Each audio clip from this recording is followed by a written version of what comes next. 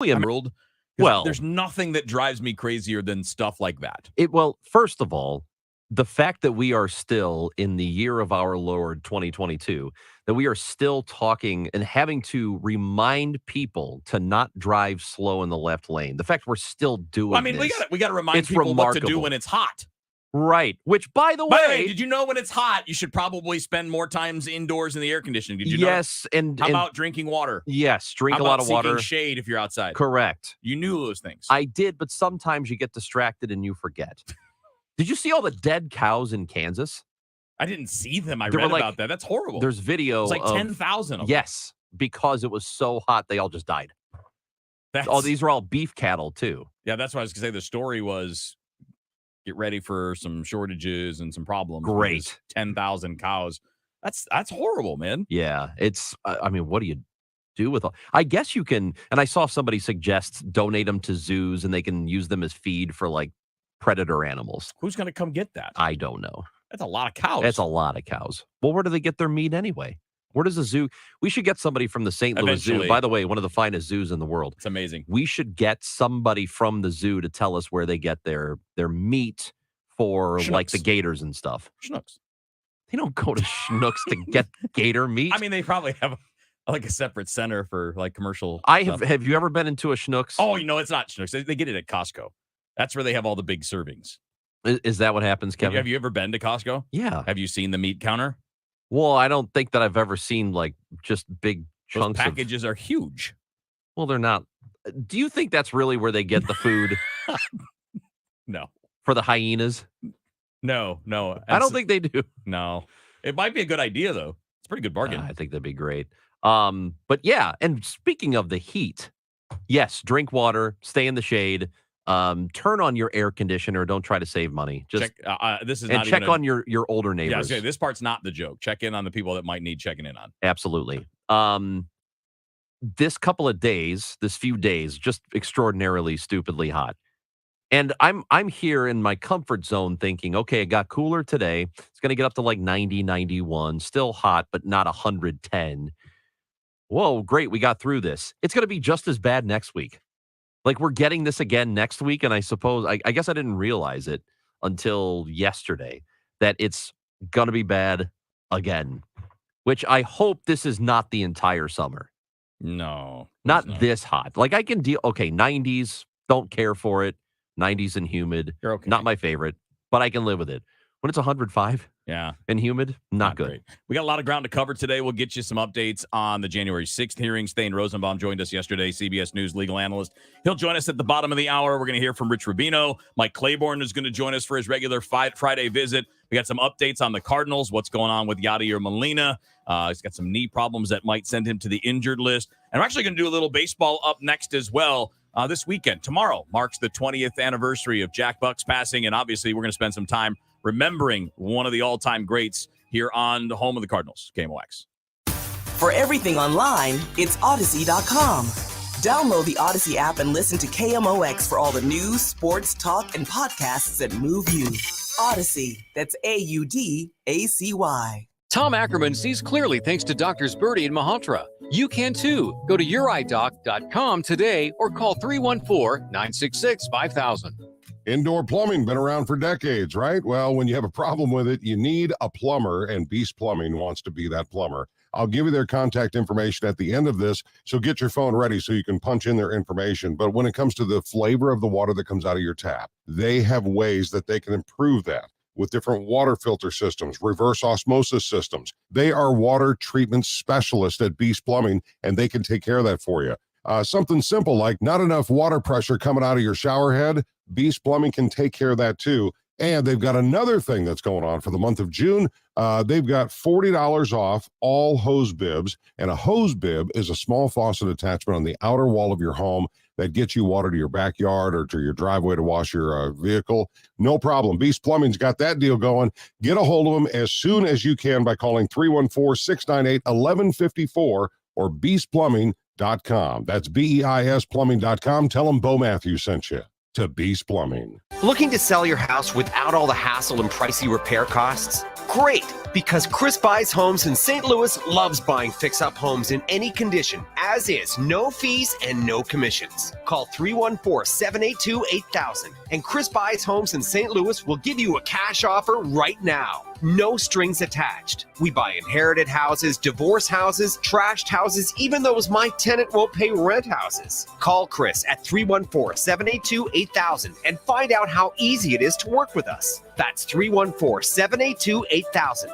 Do you think your home will be difficult to sell? Easy. Our team will provide you with personal guidance through our short and simple process to turn your house into a pile of gold. Just call Chris at 314-782-8000. 314-782-8000. That's 314-782-8000. And let Chris worry about everything.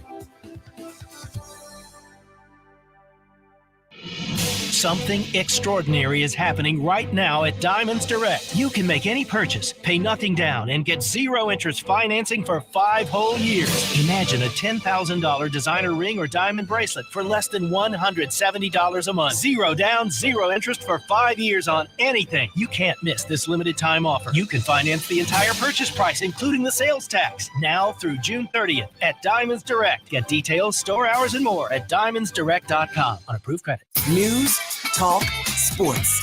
The voice of St. Louis, KMOX. Hip, hip. Hip, hip. Hip, hip. Back in on a Friday morning on the show. Chris Ranchi, Kevin Wheeler with you here. Amy Markscore's out until Tuesday of next week as she's up in Minnesota for a marathon this weekend. And good luck to Amy. Hope everything goes smoothly up there. We'll get a report back on that coming up next week. And we have a lot to do today. We have some Cardinals news for you here in a couple of minutes. Yadier Molina is on his way to the injured list. We'll get into the details on that and what it all means. That was just released by the team about 10 minutes ago. So we'll update you on that in just a little bit. But also, tomorrow is the 20th anniversary of the passing of one of the all-time greats. And I don't just mean broadcasters. I just mean one of the all-time greats, and that's Cardinals legendary voice, Jack Buck. There's a shot. That's gone for another home run from infield. He really golfed that one up against the facade. His second home run of the day, coming with a man on, and it makes it 9-0. Gibson swings and a fly ball to deep right field. This is going to be a home run. Unbelievable. A home run for Gibson. And the Dodgers have won the game 5-4. I don't believe what I just saw. I don't believe what I just saw. The pitch, a ground ball to third. Overthrow has it. Throws. That's it. The Cardinals have won it. Swinging a long one into left field. Adios. Goodbye. And maybe that's a winner. A 3-run homer by Clark. And the Cardinals lead by the score of 7-5. And they may go to the World Series on that one, folks. The 2-2 pitch. Breaking ball. Hit off the pitcher. To the third baseman. No play. Base hit. 3,000 for a home run. Shooter from the belt to the plate. A swing and a miss. And that's a winner. That's a winner. A World Series winner for the Cardinals. Porter throws his mask into the air. The players converge around the mound. Brock takes the lead. Ruthven checks him. He is going. The pitch is a strike. The throw, he is there. He did it. 105 for LeBron. Ozzie with one out. Took a ball just outside. Cardinals have left 10 men on, and they left a lot of men on early. And a runner at third, nobody out in the first and didn't score. Second and third, one out in the second and didn't score. Smith corks one into right down the line. Can he go? Go crazy, folks. Go crazy. It's a home run, and the Cardinals have won the game by the score of 3-2, and a home run by the Wizards. Go crazy. Amazing stuff, man. We have so much in the archives from Jack, and you listen to that reel, it's 2 minutes. Every one of those would be another broadcaster's signature. And yet he's got all of those that we strung together and more. But it's hard to believe it's 20 years ago that we lost him. And I know we talked about this on a show gosh, maybe a few weeks ago, that that was really a difficult week for Cardinals fans. You had the Yeah. passing of Darryl Kyle, Mhm. Jack Buck, all happened within the course of about 5 days, I think it was. Just a really difficult time. And then this, of course, was just months after 9/11 happened. Just a really weird time for all of us here in St. Louis. But Jack Buck is one of the reasons I wanted to get into this in the first place. I mean, I wanted to call baseball games at one point, and I got a chance to do a little bit of that for a career. But anybody who grew up here during the 80s and into the 90s, and before that too, any of them that wanted to be a baseball broadcaster or maybe just a broadcaster in general, they were probably influenced by him. So, so good. And you're right about that.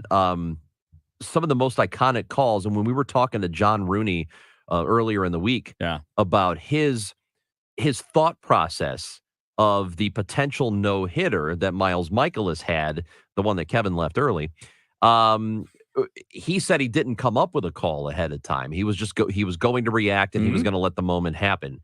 And Jack did that sometimes. He did that with Go Crazy, and in fact thought that he had blown the call after the fact. And it's probably his most iconic.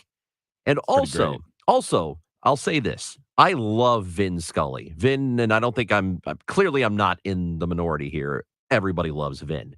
But there were two calls on the Kirk Gibson home run. There was Vin's and there was Jack's. I don't think this is bias. I really do think Jack's call was better. Yeah.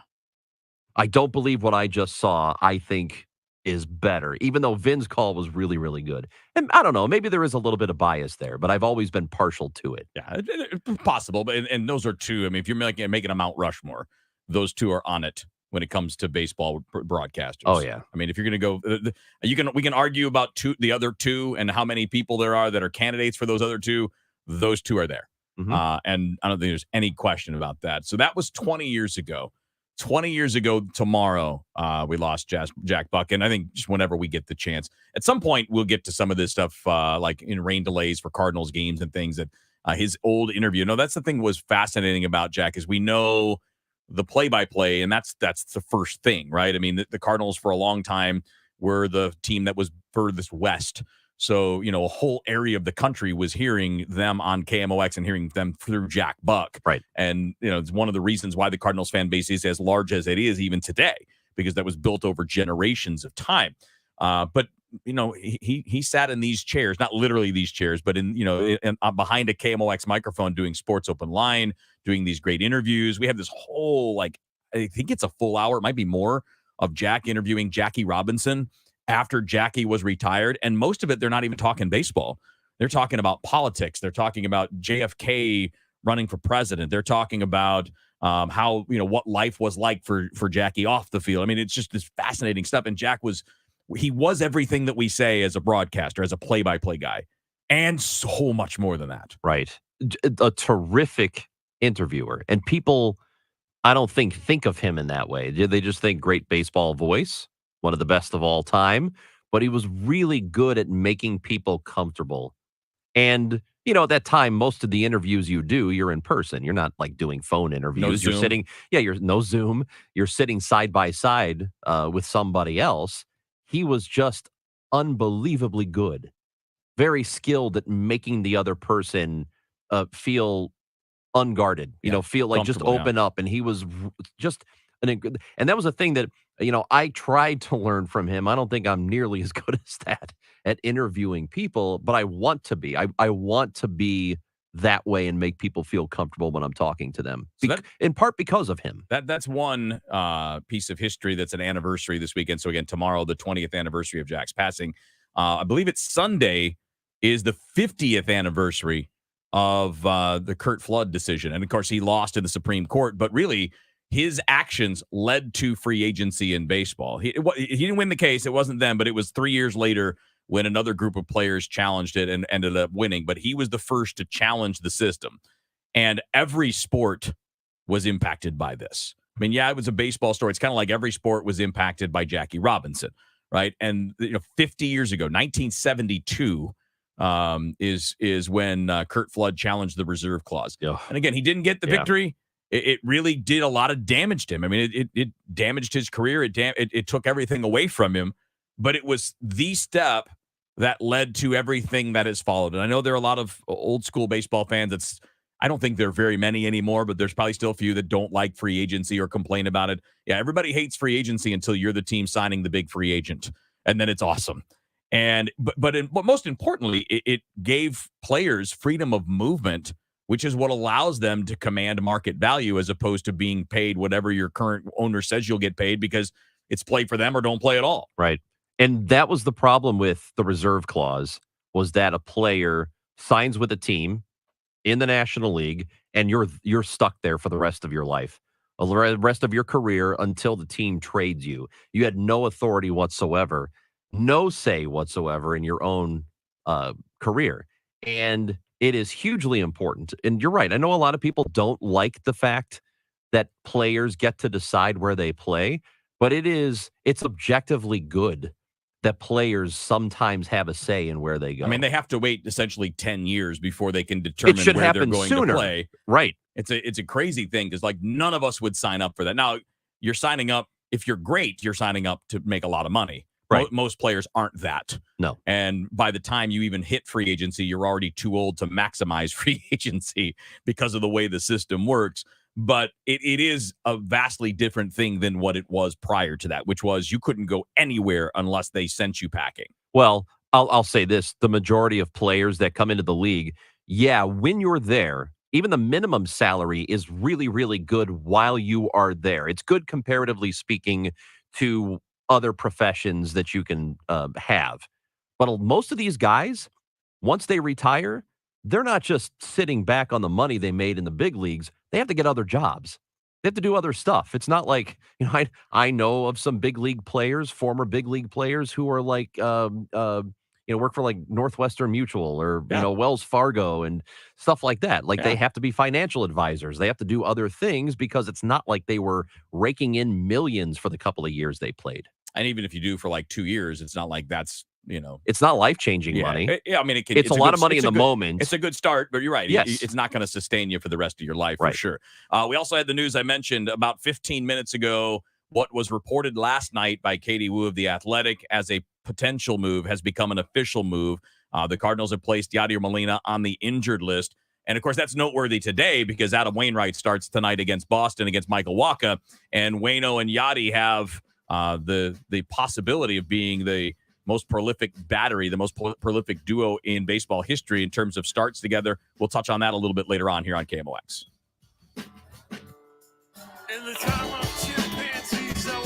Did you hear what Trish said on the Glover Show? Someone just took a sandwich off my desk. Where was it on your desk? Right on top. Like, you couldn't miss it if you walked in the office. Gotcha. Which I thought was safe, and someone stole my sandwich. You guys, I don't think, because I think you'd finally tell me and start laughing. I don't think you would do that, or I think you would say later, hey, I took that sandwich. And so we're suspects. We're light suspects. Everybody is. Wow. Everybody is, Dave. The Dave Glover Show, weekdays at 2 on KMOX.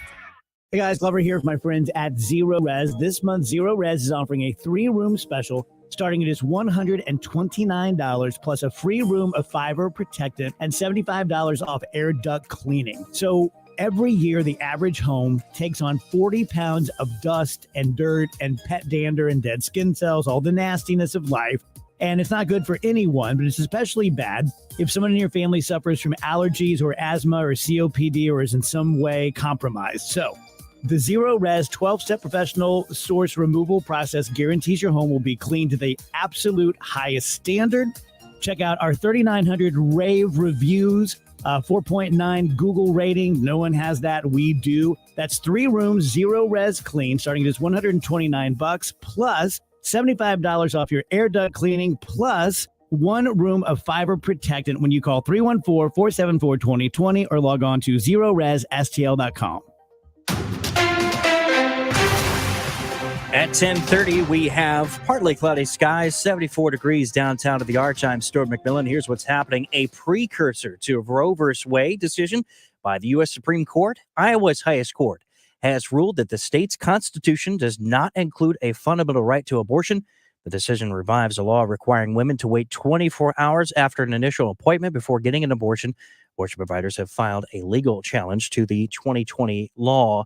2 people are dead after another shooting in Alabama. Police say a gunman opened fire during a potluck gathering at St. Stephen's Episcopal Church. This is in Vestavia Hills. This happened last night. The shooter wounded a third person before one of the attendees managed to subdue the attacker until police arrived. The police chief said that man saved lives. Large trees reportedly came down on homes in Harvester and New London on the Missouri side as storms rolled through this morning, and then Carlinville on the Illinois side. There are no reports of anyone being injured. A large tree fell in a car in Granite City. Barns, sheds, and garage were also damaged. Thousands without power this morning. First COVID-19 shots for infants and preschoolers have been approved by the FDA. That paves way for vaccinations. Kids 5 and under beginning next week. Traffic, stalled vehicle 55 southbound at Union. The right shoulder is having some problems there. Debris 64 270 center lane. Also, incident I-70 westbound at Union, the right shoulder. Emergency vehicles at 44 westbound past Route AH. That's the right lane, and it is closed right now. Weather, high around 91 degrees today, a little bit on the humid side. Some sunshine this afternoon. We're getting partly cloudy skies right now.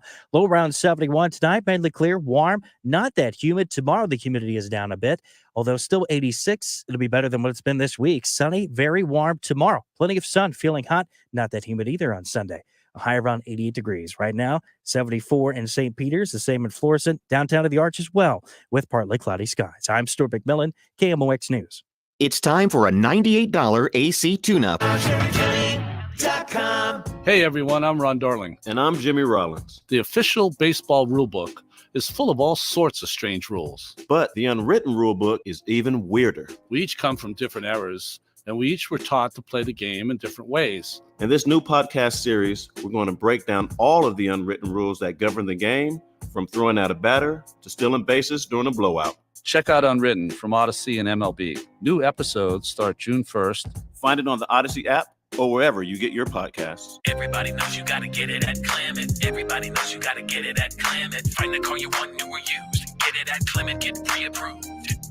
Everybody knows you gotta get it at Clement. Everybody knows you gotta get it at Clement. ClementAutoGroup.com. Driven by the Bomarito Automotive Group, the voice of St. Louis, KMOX. Men, if you suffer from erectile dysfunction or PE, you can call other clinics and hope for the best. Or you can experience the Paramount Men's Medical Center difference. Their licensed physicians offer treatments that have a 98% success rate, regardless of age or medical history. Listen to a specialist in men's health. I'm Dr. Schwartz. If you're not the man you used to be in the bedroom, Paramount Men's Medical Center offers custom blended medications with personalized care. Even men who have diabetes, high blood pressure, or prostate issues are lasting 30, 60, 90 minutes or longer. And it's affordable. Men, if Viagra, Cialis, or Levitra have let you down, schedule a private consultation to experience the Paramount Men's Medical Center difference. See results on your first visit guaranteed, or your consultation is free. Call 314-720-8081. 314-720-8081. That's 314-720-8081. Tom Ackerman for Building Community with Busey Bank, a podcast series easily accessible at KMOX.com/community banking. With a focus on community banking, who better to join us than Sandy DeMond, Senior Vice President and Director of Community Banking at Busey. She joined Jeff Burgess and me to discuss Busey's financial literacy programs available to both students and adults. Listen to our June podcast, Building Community with Busey Bank, at KMOX.com/community banking. Hey, it's Tom Ackerman. Join me Monday mornings at 9:50 for our new feature, 5 Minutes with Number 5. And you know who that is? Albert Pujols. 5 Minutes with Number 5. Mondays at 9:50 a.m. on the Voice of the Cardinals, KMOX.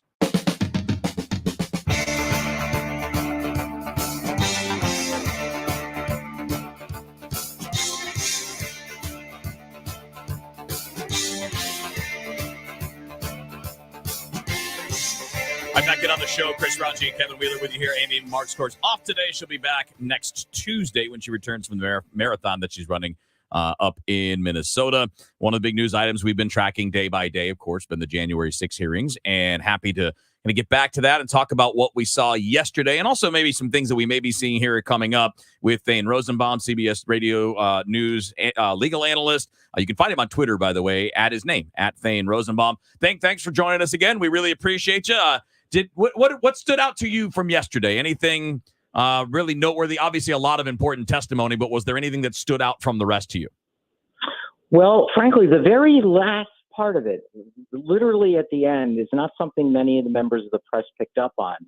But I think the committee chairman or the vice chair said, well, given after this 2 hours of testimony about the confusion, purported confusion in the Oval Office between the electoral count and what the 12th Amendment means, and whether the vice president is authorized under the Constitution to reject any of the electoral slates from the various states. Because remember, that is exactly the pressure campaign that was placed on the vice president by President Trump and his lawyers, who were saying, just reject some of the battleground states and send those slates back and get a whole new slate of electors that'll vote for us, right? And so the question is, could he have done that, right? This is why President Trump reportedly said, Vice President Pence let us down.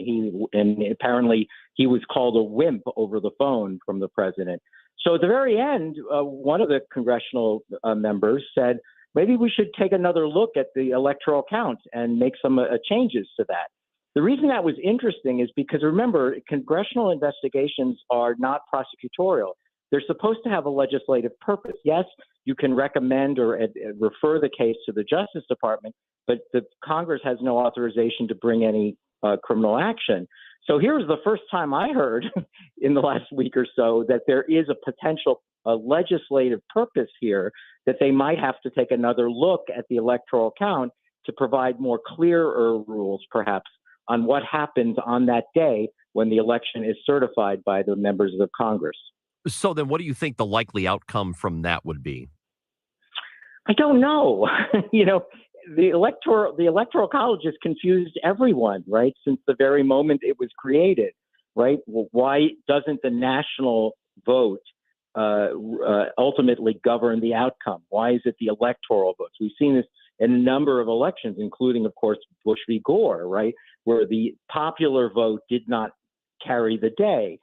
So who knows? Maybe they're going to say, maybe it's time to look into a way to get past the Electoral College altogether with some kind of an amendment, or at least clarify some of the confusion that some people have. Again, I don't think it was very confusing. It certainly doesn't say in the electoral count that the vice president has the option, if he wants or she wants, to reject some of the slates and insist on a different slate. Is that something from your perspective, looking at it just purely from a legal standpoint?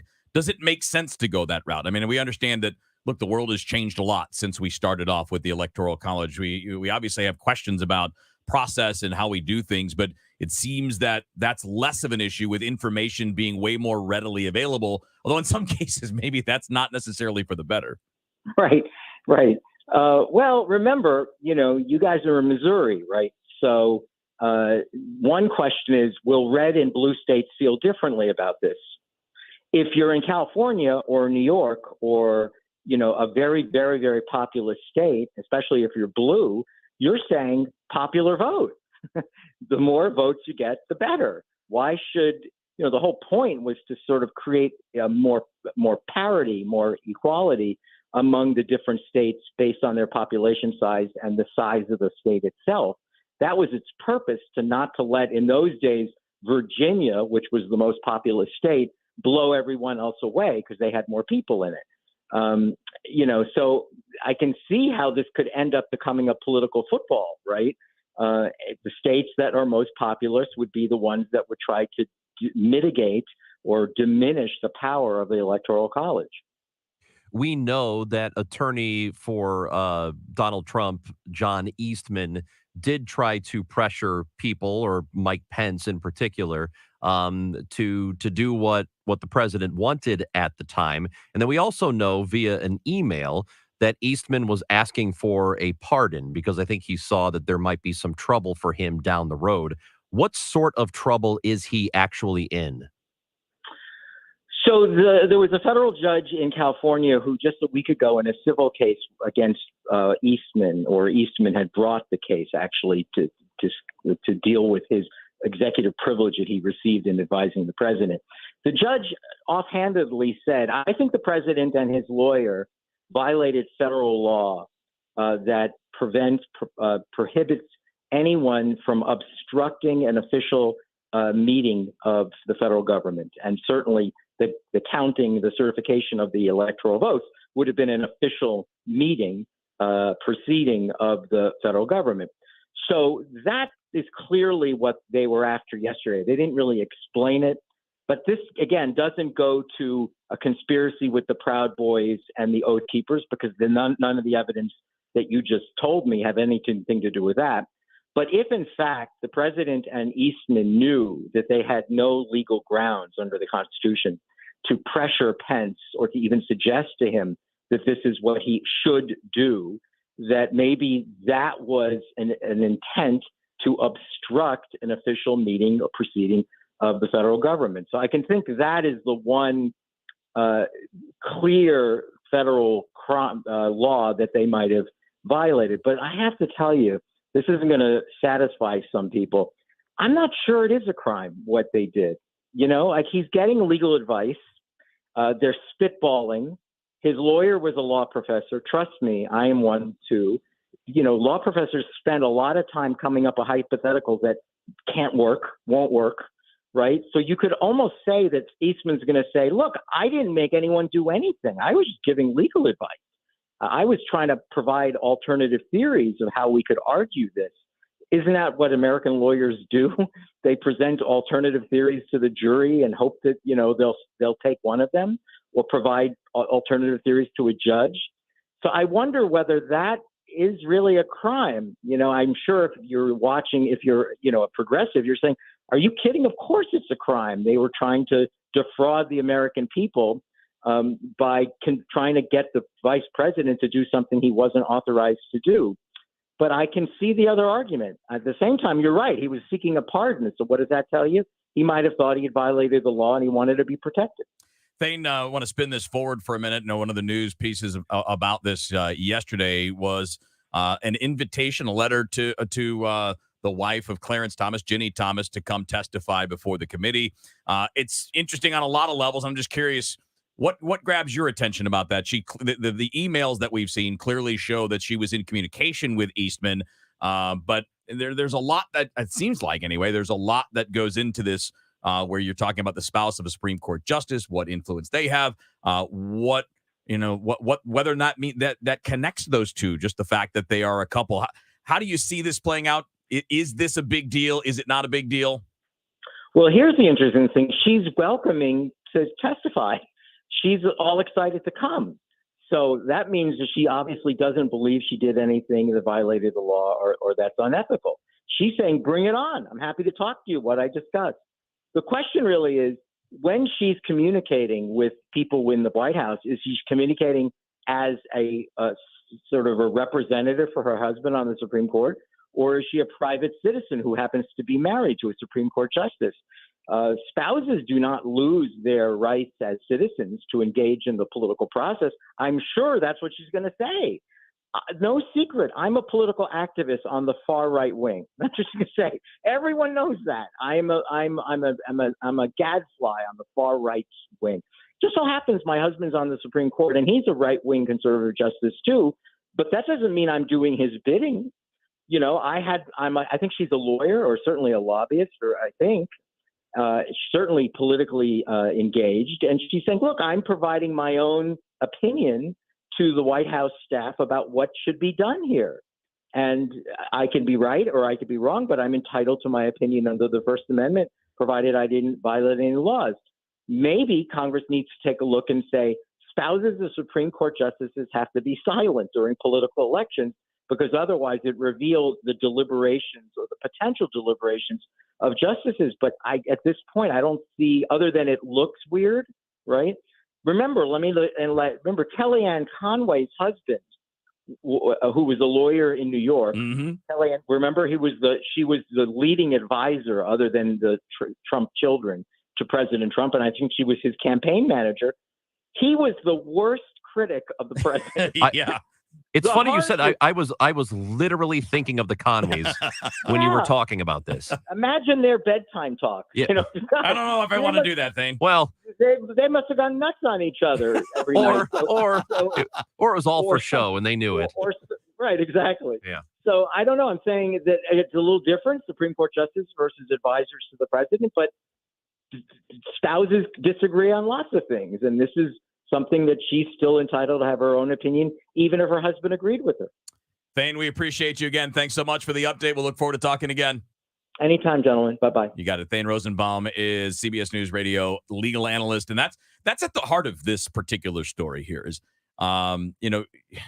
you are still a private citizen. You may not even agree on this thing, but then the question is, okay, were the actions, quote unquote, acceptable, legal, whatever? She doesn't seem to be worried about it. I do not agree with them on policy or much of anything, it feels like, but I have to concede that it's not necessarily true that her actions and her thoughts are affecting him.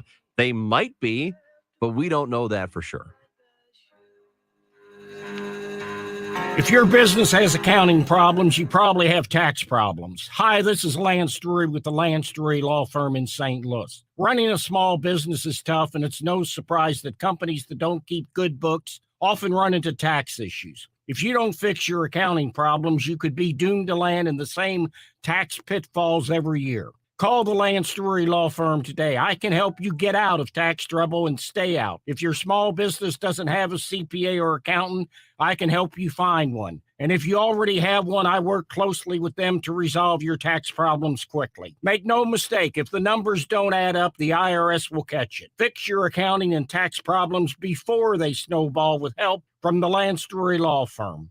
Remember, if you have IRS issues, you have legal issues. Call attorney Lance Drury, 314-260-6120, or go to lance.drurylaw.com. The choice of a lawyer is an important decision and should not be based solely upon advertisements. Whether you're looking to fill low spots in your lawn, backfill that new retaining wall, or mulch your trees and flower beds, St. Louis Composting has the compost, soil, or mulch you need to help your plants and garden look its very best. Visit our website, stlcompost.com, for more information.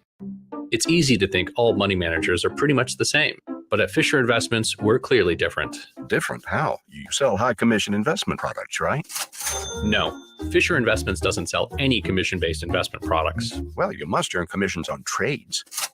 Nope, never at Fisher. We're a fiduciary, obligated to act in our client's best interest. It's the highest standard of care for a financial advisor. How do you know what's in their best interest? We get to know our clients and then tailor a portfolio based on their goals and needs. But you probably sneak in some hidden and layered fees. No, we have one transparent management fee, structured so we do better when our clients do better. Wow, you really do look out for your clients. That's because our top priority is helping them achieve a comfortable retirement. It might be why most of our clients come from other money managers. Visit FisherInvestments.com to find out why investors like you switch to us. Fisher Investments. Clearly different money management. Investments and securities involve the risk of loss. Hello, this is Chad Clayman again with ClaymanGroup.com, KLAMEN Group.com, 946-9999. We're locally and family owned, and we bought over 50 properties this year. A lot of times people are looking to sell their property as is, and maybe they've talked to another investor and didn't get a good offer, and we came in and made a better offer. Because of our economies of scale, we can usually pay more than all other investors in town and provide probably one of the strongest offers you'll get. Reach out to us today, KLAMEN Group.com or 314-946-9999.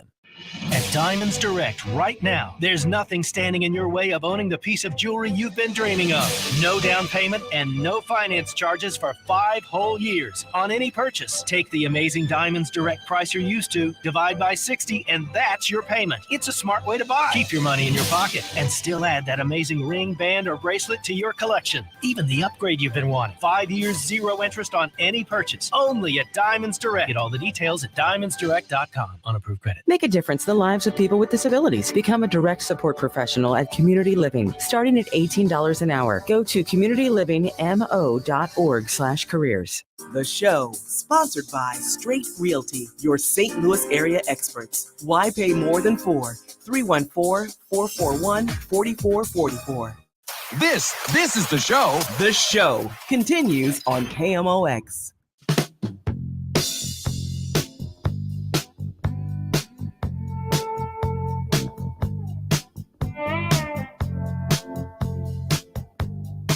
All right, you're in on the show on a Friday here on KMOX. Chris Ranji, Kevin Wheeler with you today. You can find us on Twitter at the show KMOX, and then really everything else you need, every way you can listen to us, the podcast. And by the way, we got notice yesterday, I think, Ranj, that all of the third-party podcast sites now have the show set up so you can set up your feeds the way that you normally would, like iTunes and the Apple Podcast. I guess it's a different app.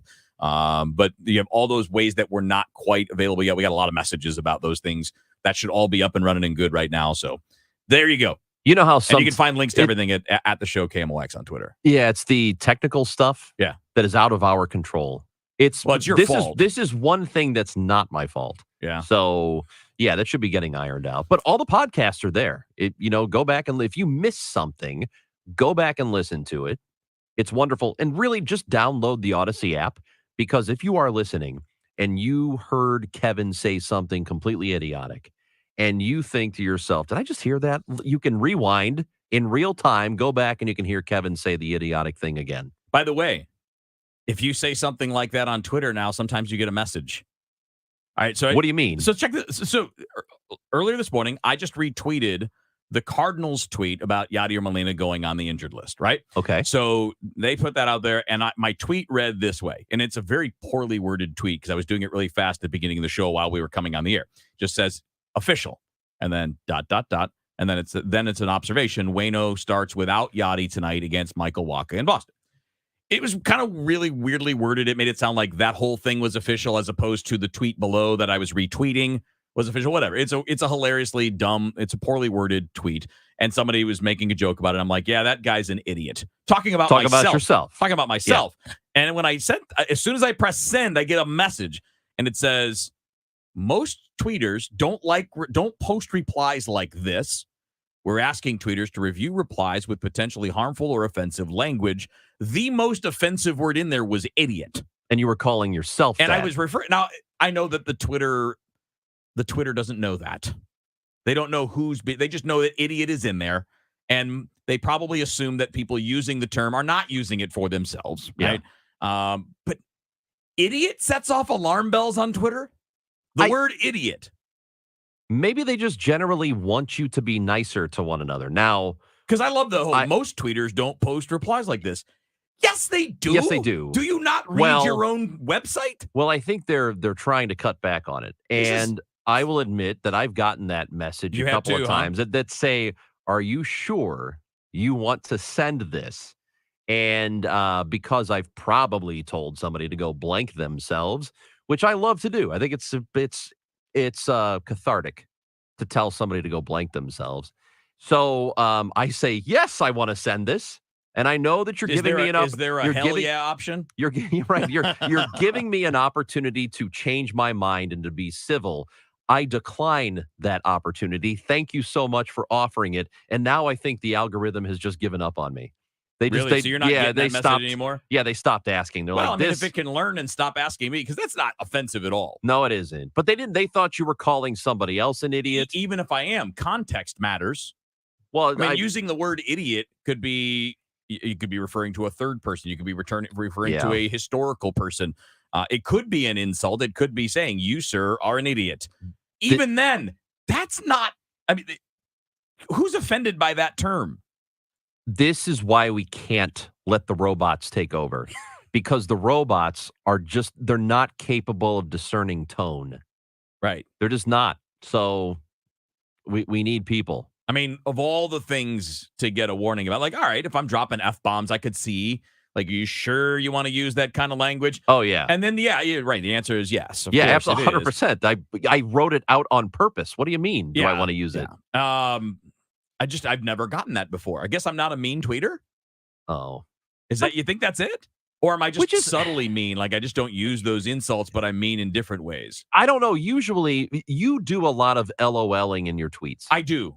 You use a lot. You use LOL a lot. A lot. Because I try to wonder, convey that I'm not truly angry if I'm arguing with somebody. Oh. Like if I'm having a debate and it's not serious and I'm out like raging, I want you to know that because again, there's no blue font to denote sarcasm. The teal font. Right. There's nothing that can denote that. And people are not very good at deciphering poor attempts at humor or sarcasm or whatever. I will push back on that a little bit because I think that I've gained the kind of followers I have on Twitter. I think they know what I'm like.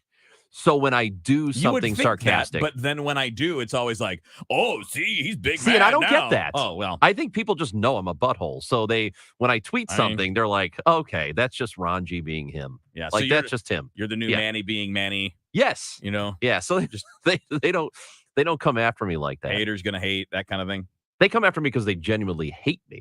Well, yeah, but they don't come after me for something I've said on Twitter, not recognizing the sarcasm. They're better about it. Yeah. I guess maybe I just don't use enough insults in my Twitter You battles. should. Oh, you should try it. I don't like the insults. Oh, I love Not that I don't like, I mean, I like insulting people, but I don't like it in that setting because if you're having a debate about something, which is typically how it's going, I feel like once you start going to the insults, you've either given up or you're losing. It depends because sometimes it is the best. If you're a troll. No, which you are. No. I'm not. I'm not rooting for chaos over here. Oh, Professor Chaos. That's also known as Chris Ranji. Kevin Wheeler with you here. It is the show on KMOX.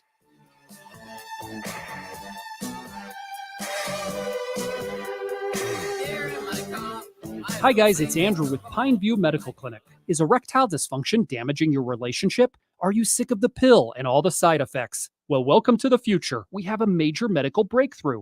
Pineview Medical Clinic uses the most advanced form of wave therapy. Backed by 60 clinical studies, our technology uses pressure waves to repair and open up blood vessels. We've helped countless men get rid of their ED. But what is the true end result? Their relationship, even their lives, improve drastically. If you're ready to regain your love life, call us right now, and not only will the assessment and ultrasound be free, we'll also give you a gift that produces immediate results in the bedroom. It almost never fails. This is worth $550, and it's free to callers right now. 314-530-7777. That's 314-530-7777. Put a stop to your erectile dysfunction and experience what I call the happiness ripple effect. Call Pineview Medical Clinic now. 314-530-7777. Hey, KMOX listeners, Roger Wigginton here at Don Rogers Limited, 6727 at West Main in Belleville. Hey, if you have not stopped in yet and tried on any of our collection from Lulu B, then you're really missing out. Probably the hottest line in the country. The styling looks just like a famous designer who does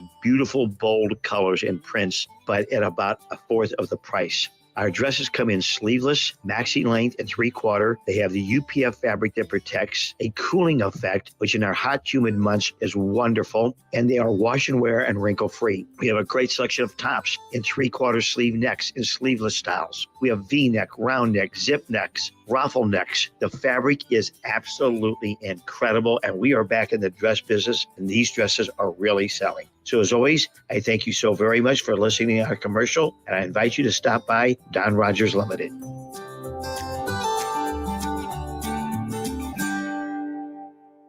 KMOX, KECK HD2, K254CR, St. Louis. The legendary voice of St. Louis, KMOX. An Odyssey station. CertaPro painters have powers beyond those of ordinary painters. We show up when we say we will, on time and fully caffeinated. The power of transformation. Also known as making your house look so good, your neighbors will be jealous. The power of certainty. That's your local CertaPro painters. The power of pro. Get your project started at CertaPro.com. Each CertaPro painter's business is independently owned and operated.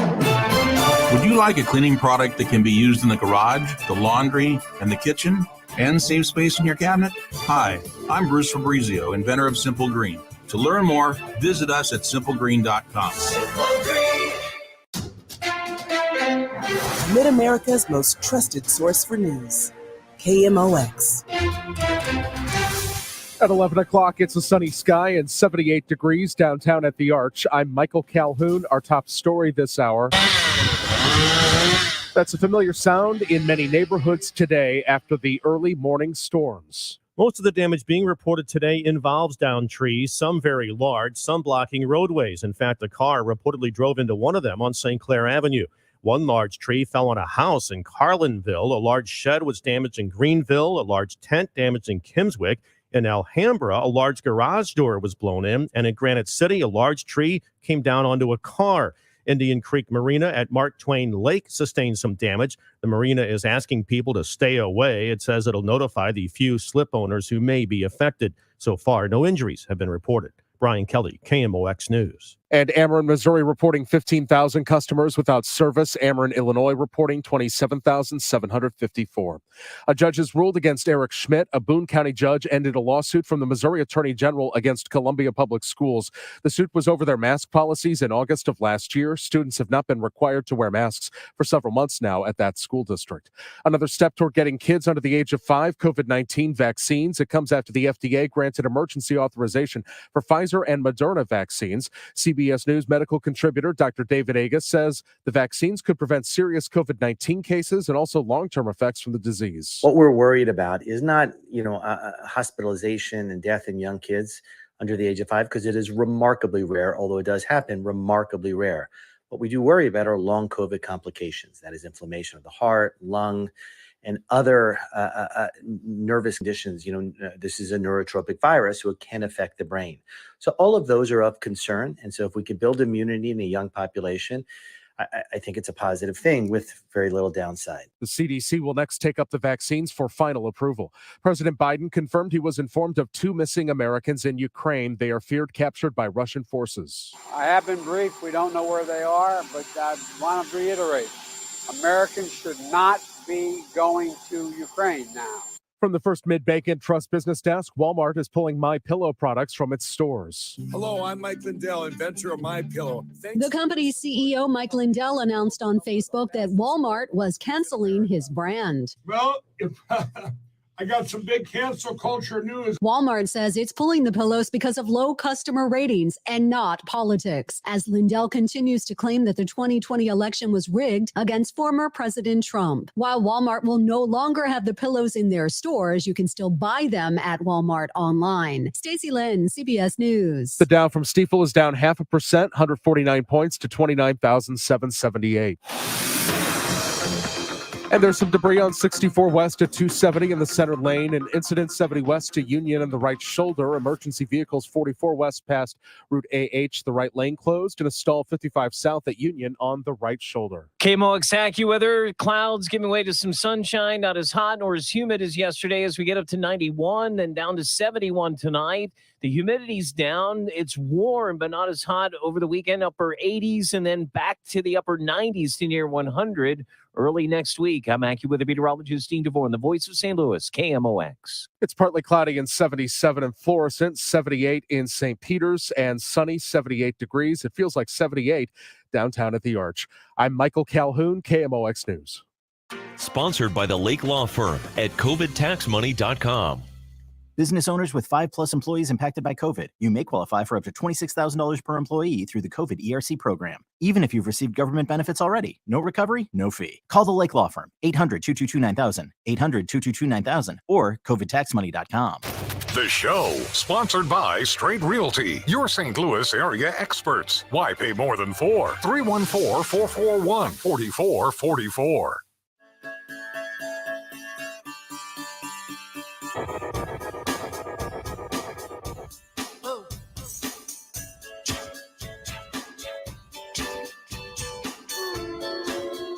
Good to be with you on a Friday. Chris Ranji, Kevin Wheeler with you here on the show on KMOX. Amy Marscours will be back on Tuesday, unless she follows through with the half crazy plan of trying to come back in the middle of the show on Monday after running a marathon on Sunday. What a nonsensical idea. Hey, listen, I appreciate the dedication. Yeah, that's great and everything, but just, give it a rest, Amy. Take care of yourself. Good Lord. You're going to be doing a lot of physical activity during the marathon. And that's why Amy's not here. She's running a marathon this weekend. So she'll be back next week. You can find everything you need to about the show at the show KMOX on Twitter. All of the numbers you can use, voicemail. We got a bunch of text, Ranj, I want to get to in a little bit as well. You can jump in and throw us a voicemail. Doesn't matter what the topic is. We do come back to some things as we go through a show because something that was important early can also be important later in the show. That's 314-944-1120. All right, so in this hour, or we're starting off this hour anyway, with a thing that is the least shocking thing ever. Remember, was it last week, Ranj, when everybody's patting themselves on the back over a bipartisan gun reform framework that we're going to be moving forward with? Oh, remember that? I do believe this is true. This did happen. What's going on with that now? First of all, Major Garrett was on the station yesterday on Total Information AM, and he warned of this very thing. He said, basically, this is a framework. This is not legislation. The framework basically says we'll incentivize states, meaning states can decide if they want to have red flag laws. We will create more money for mental health intervention, and we'll do other things to increase school safety. However, that's decided at the state and school board level. It's not a huge thing. It's not anywhere near what gun control advocates would pursue or would like to pursue, but it's something that has at least a bipartisan agreement in the Senate with Roy Blunt and many others. At least 10 Senate Republicans have signed on to this. But until it gets from framework to legislative language, it's still very much up in the air. And again, I don't mind that. I understand that it's a contentious issue. I understand that it requires negotiation. I understand all that. Then why did we do the whole dog and pony show? Why did we come out and pat each other on the back and say, this is okay? If you don't agree on it yet, fine. But why is it go? How does it go from this is historic and we've got a framework to maybe we don't yet? Well, maybe we still haven't figured this framework thing out yet. Okay, so this is the story from most recently, and this was yesterday, actually, and I'm quoting an ABC News story here. There are 10 Democrats, 10 Republicans that we know about who have gotten together to talk about this, and this is the quote from John Cornyn of Texas, who said, if we can settle a couple of issues, I think we're on our way, but I'm concerned now, given the time it takes and the need to complete our work really by tomorrow, which is today, that we've got to settle these issues. He goes on to say, we did make progress, but we're not there yet. Now, again, fine. Yes, that's fine. But then what was the show about last week? Well, to make why were we like, hey, look at us, we did this. It's not done yet. Well, they wanted to let you know that they were working on it. So that's what it is. This is about telling you, hey, we are taking this seriously, or at least we have the appearance of taking this seriously, and we're going to do something about it because we recognize this is a very, very, very big problem and it needs to be addressed. But I was optimistic when we found out there was a framework in place and that maybe, the sides are kind of giving in. And yeah, as Major Garrett said, this is not really what gun advocates or gun legislation advocates would have wanted. But as you and I always talk about, Kevin, to have incremental improvement is better than nothing. Yes. To do something is better than doing nothing. No, what they are probably proposing here is not going to be a great solution, but we should have some good solutions within the framework of the legislation moving forward, in which, and after that, you can probably build on it. That's the hope, is that you make some incremental improvements now. Yeah. Down the line, when it's clear you need to tweak or you need to add to the legislation, you do that. But you don't not do it because it's not a perfect solution that solves all the problems. I still have some optimism that they're going to reach some kind of agreement. Will they be the things that actually have teeth? Because what this is going to be, it's going to still allow states to make their own rules, but kind of try and push them in the right direction. That doesn't mean these states are going to do it, but it means it's going to hopefully open the door for them to. Again, fine with all of that. Totally agree, right? Something is better than nothing. Movement forward is better than no movement at all. Yeah. I'm not understanding why the tone initially was celebratory, like, look at us. We've come up with a framework, and you haven't yet. You haven't yet, because you're still dealing with it. And what I don't understand mostly, I mean, I get the political back and forth. I mean, I understand the issues behind why nothing goes the way that some people want it to. What I don't understand is we've been having this conversation for so long. Right. What's new? The difference is what's different? What's changing? Are we just stuck? Well, because I'm fine with incremental progress. That's fine. But we've had these conversations for 20 or 30 years, and we're still stuck on the details of a quote unquote framework that isn't even an action at the moment. It's just an idea. Yeah, the difference this time is that they are at least, one side is at least now willing to sit down and talk about it. Let's be honest. Let's call it what it is. The Democrats have been willing to talk about this for a very long time, and they want to.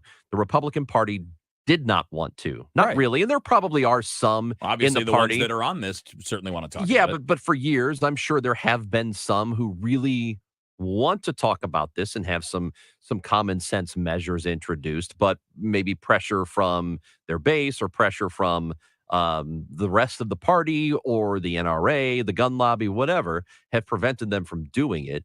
Well, now they're willing to at least get in a room and talk about it. So that's the difference. And that to me is at least some kind of improvement. It doesn't mean that anything's going to come of it. And I know there are still some. So what if they don't reach the agreement on the framework today? Well, I don't know. Does it continue to get kicked down the road and we never address it? Which seems like it's a not like a possibility. Not like we have a long history of that being exactly what happens every time. Every time there's a story, every time there's a horrible tragedy that gets everybody's attention, we have all these conversations. You have a few fights. We talk about we got to do something better. We hear a lot about mental health, but I hear a lot of what. I don't hear a lot of how. Like, we want to address mental health. Okay, how? What are the steps that we can take to make sure that from a mental health standpoint, this isn't happening? Well, are we screening everybody? Are we doing mandatory screening? Are we doing? I mean, like, if you're a 19-year-old person and you're not in school anymore, if you're not seeking help yourself, then how is a mental health initiative going to change any of this? It may not. That's the issue, is that it may not. Okay, so according to Cornyn, negotiators right now, they're fighting over whether the funds that would be made available for red flag laws or programs around the country, if they're going to be available to states that already have other type of violence prevention programs like veterans courts, mental health courts, and assisted outpatient treatment programs. So should we still be giving money to those states in addition to all these programs they already have? Like, apparently they're fighting over that. That's one of the things they are fighting over. They're also fighting over just the idea of no due process for taking away weapons from people that might be a danger to others. They still want there to be some due process, which, yeah, I guess I understand that to an extent, but this seems to be a national emergency, because even if there isn't a mass shooting at a school on a given day, there's one at a church last night. There's one at a church last night in Vestavia Hills, Alabama, right outside Birmingham, where you're going to be going. I'll be there close. in a month. Yeah. Right. But there are shootings every day all over the country, and a lot of them. So this is still a national emergency, and it has been for a long time. At least they're willing to talk about it. But the real question is, does something substantive come from this? And I don't know. I still have a little bit of hope that maybe these people can get something done, because something clearly has to be done. There's also part of me that's nervous it won't. I'm not pessimistic or optimistic. I just, I mean, whenever I'm always suspicious when there's an early congratulatory thing, and then all of a sudden, but there's still holdups. Okay, then hold back on the congratulations then.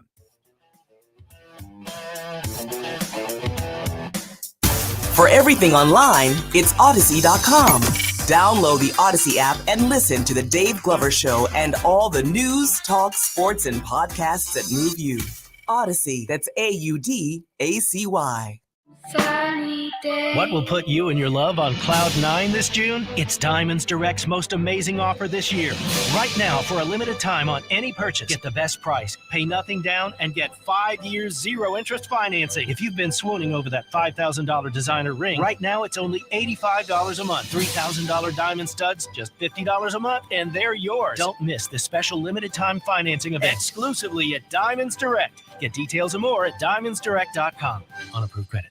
Gas Appliance Service has just made getting your new gas, charcoal, or pellet grill easier than ever.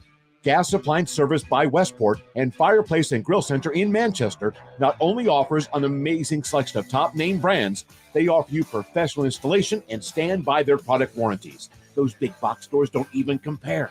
Stop by or shop online at gasapplianceservice.net. Just click for your estimate and get grilling at gasapplianceservice.net.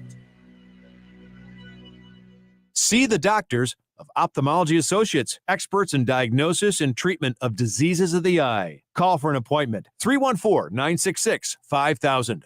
Why are some people afraid to enjoy their retirement? And why are some people so worried about spending money during their golden years? Maybe it's because they're afraid of running out of money. Maybe they're afraid of depleting their nest egg, either through spending too much or through investment strategies that could result in losses. Hi, my name is Ken Heise of Heise Advisory Group. Do you have a fear of depleting your savings and running out of money too soon? Let me help put your mind at ease. I can help you create an optimal retirement income distribution strategy that helps to maximize income from your retirement savings and eliminate your fear of running out of money. Call 314-328-4400 today and schedule your complimentary retirement roadmap review with our team. That's 314-328-4400. Again, 314-328-4400. Heise Advisory Group provides insurance services. Investment advisory services offered through AE Wealth Management, LLC. Investing involves risk, including the potential loss of principal. She was a force of nature. He got swept up. Join Opera Theater of St. Louis for its 2022 festival season, which opens with an all-new production of Bizet's iconic opera, Carmen. Sparks fly when the beautiful Carmen meets the young soldier Don Jose, and they quickly begin a passionate affair. Jose is ready to sacrifice everything for Carmen, but when Carmen leaves him for the bullfighter Escamillo, a tangled web of lust and obsession play out to fatal effect. This timeless tale of seduction, individuality, and betrayal features some of the most beloved melodies in all of classical music. The 2022 festival season also features Mozart's whimsical fairy tale, The Magic Flute, and 2 world premiere operas, Awakenings, based on the true story of Dr. Oliver Sacks, and a new performing edition of Harvey Milk, inspired by the life and death of the gay civil rights icon. Tickets start at just $25. Learn more at experienceopera.org. Serving St. Louis for over 96 years. KMOX.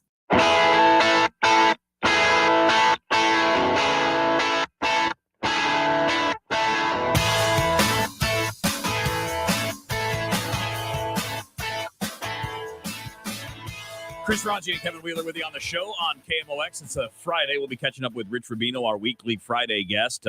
He's going to give us some historical perspective on previous battles, if you will, with inflation and what that ends up doing to the economy and how this is done. So he'll give us some historical perspective on how these things have played out in the past.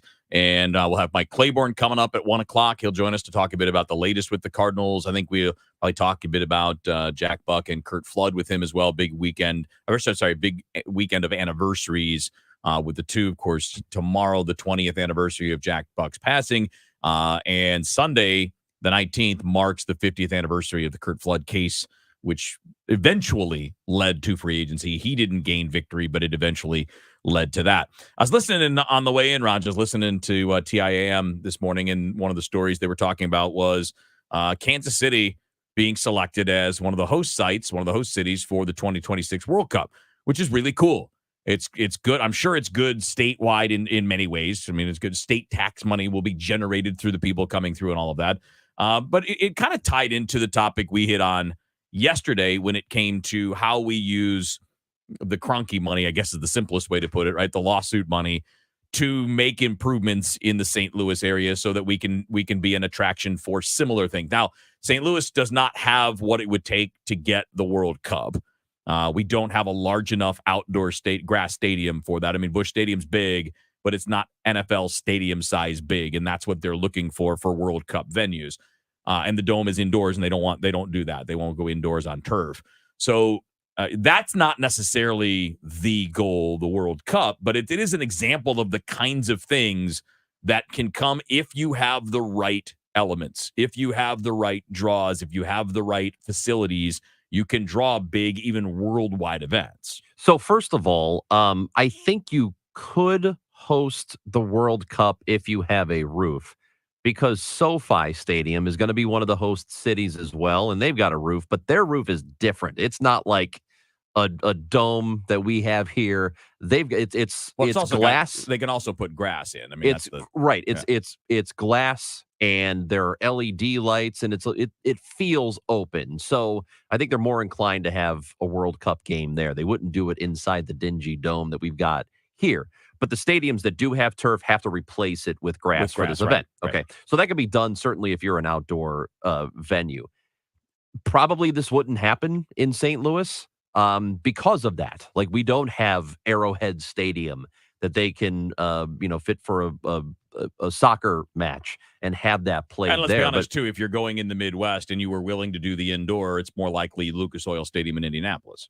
Most likely. It's a newer, more modern facility. I mean, yeah, they would. So that's the crux of what we were discussing yesterday is this has to become a more attractive area for not just tourists, but for events and for businesses and all kinds of things. Now, we have the infrastructure to have several thousand people flood the city. They're going to be there for a week or 2 weeks or whatever while an event is going on. We can sustain that, but we may not have the other types of buildings that we need. We don't have a football stadium that we could do something like this in. Well, you asked an interesting question when we were talking about this before. Yeah. The what if scenario. What if the new Rams stadium had actually happened? That's what I was going to say. There were these plans, and I know some of the plans would have been further out west. There was one plan that was going to be here on the riverfront. Yeah, say the land that they were purchasing was right downtown. Yeah. Right. So, I mean, I know there are all kinds of ideas, but outside of just that, would there have been enough in this city? And I know our sports commission here is really good about placing the bids and trying to entice events to come here. They've been really historically good to working with what they have to work with. They've been really, really good at it, the sports commission here. So would they have been able to lure the World Cup here if that stadium had been built? I think that they would have had a pretty good chance to do that. Now, there's no guarantee of it, and a lot of factors go in, but Kansas City had to bid. They went through a bidding process. Oh, yeah. And they were pretty sure they were going to get it, and they had the official announcement yesterday. And in the Power and Light District, they had a watch party for FIFA as they were announcing all the host cities, and there was a huge celebration. It would be so cool to have something like that here at some point, especially up against the backdrop of an MLS team coming to town next year. Now, we obviously do big things. I mean, the NASCAR came here for the first time. And you have the facility that can host that. And clearly that event went well. I mean, it ran well. People, we all know that in this area, there are plenty of places to stay, plenty of hotel rooms, plenty of highway routes, to getting kind of spreading out from a central location. So a lot of different things that work in your favor. And we do have, we've had the friendly soccer matches that have been played at Busch Stadium. You get a lot of NCAA events in St. Louis. And was it Real Madrid that came? I don't remember. I don't either. The one that we did, or Man U something. No, it was Man City and Chelsea. I think was the first one. Okay, that was the first one. That was like 2013, I believe. Yeah, it was a while ago. But there have been more since then. But the point is that we have the facilities for all of that, and obviously we've got the new stadium going up down the road that is not for those size events, but certainly can draw other things. The new MLS stadium can draw more college events, just as an example. And we've been really good at those things. Had the gymnastics event last year in the lead up to the Olympics. So, those things exist, but the point is the competition is increasing. and to do things for the best in the best interest of the area. And we're talking about sports things, but it is beyond that too, right? I mean, there are events that come to cities that are not based just in athletics. Concerts are obviously coming through. Those are pretty regular. We don't seem to miss out on too much of that. All they're worried about is selling out the venues, and that happens here. So Right. there's no problem getting shows. Right. It's about growth long term, and how do you increase your position in this world that is becoming more competitive just in the Midwest alone? Yeah, and that's a very important point, because I can go back 25 years, and we have a common friend who is from Nashville. And when I was growing up in St. Louis, we looked at Nashville like podunk, banjo playing, like they were something to kind of snicker at. Like, you weren't really taking Nashville seriously. But now, around the country, 25 years later, Nashville is a destination. People go there, and they're probably having some. And Kerry, I'm not asking this in a doubting way, but why do you think that is? I think it's because of nightlife. I think it's because of the music scene. What? There you go. That was kind of my thing, is what's going to be our hook, right? Because what it is for Nashville is music. It's, largely country music. It's essentially the center point of the country music world. But Jack White is not country, and he bases his operation there. No, for example, it's more than that, Right. but it starts with that. And so what's the thing here that fits that kind of description? I mean, when you think of Indy's biggest thing is that the NCAA offices are there. So you've kind of got the in, if you will, on some of the bigger NCAA events and things along those lines. And the combine is there. And this is a thing and it's there every year, which NFL owners are wanting to rotate want to the auction it location. off is what they want. But the people who actually attend the combine, who work at the combine in various capacities, they love it there. They think it is a perfect venue to do all of that stuff. And that's in part because the city of Indianapolis has created an environment where it's just very easy. It's like everything is super fan great. event, though.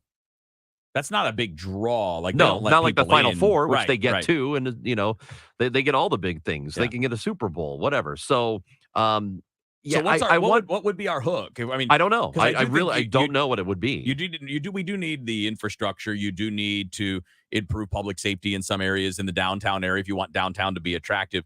So what's the hook? It would have to be. What it would has have been is Cardinals baseball. Right. Well, it'd have to be just cheaper than everything else. You think?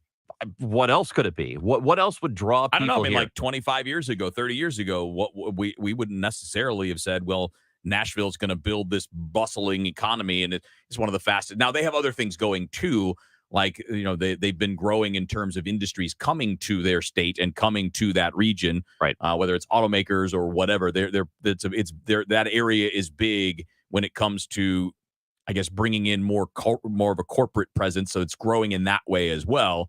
But it all started with something, and there's a hook, right? With every segment, with every TV show, with every song, there's always something that's a hook, something that's going to get your attention and keep your attention. I honestly don't know what that would be that we've got already. We would have to create something. But first things first, there has to be more investment in the city itself, in downtown itself. And I just don't think there's enough of that in this area.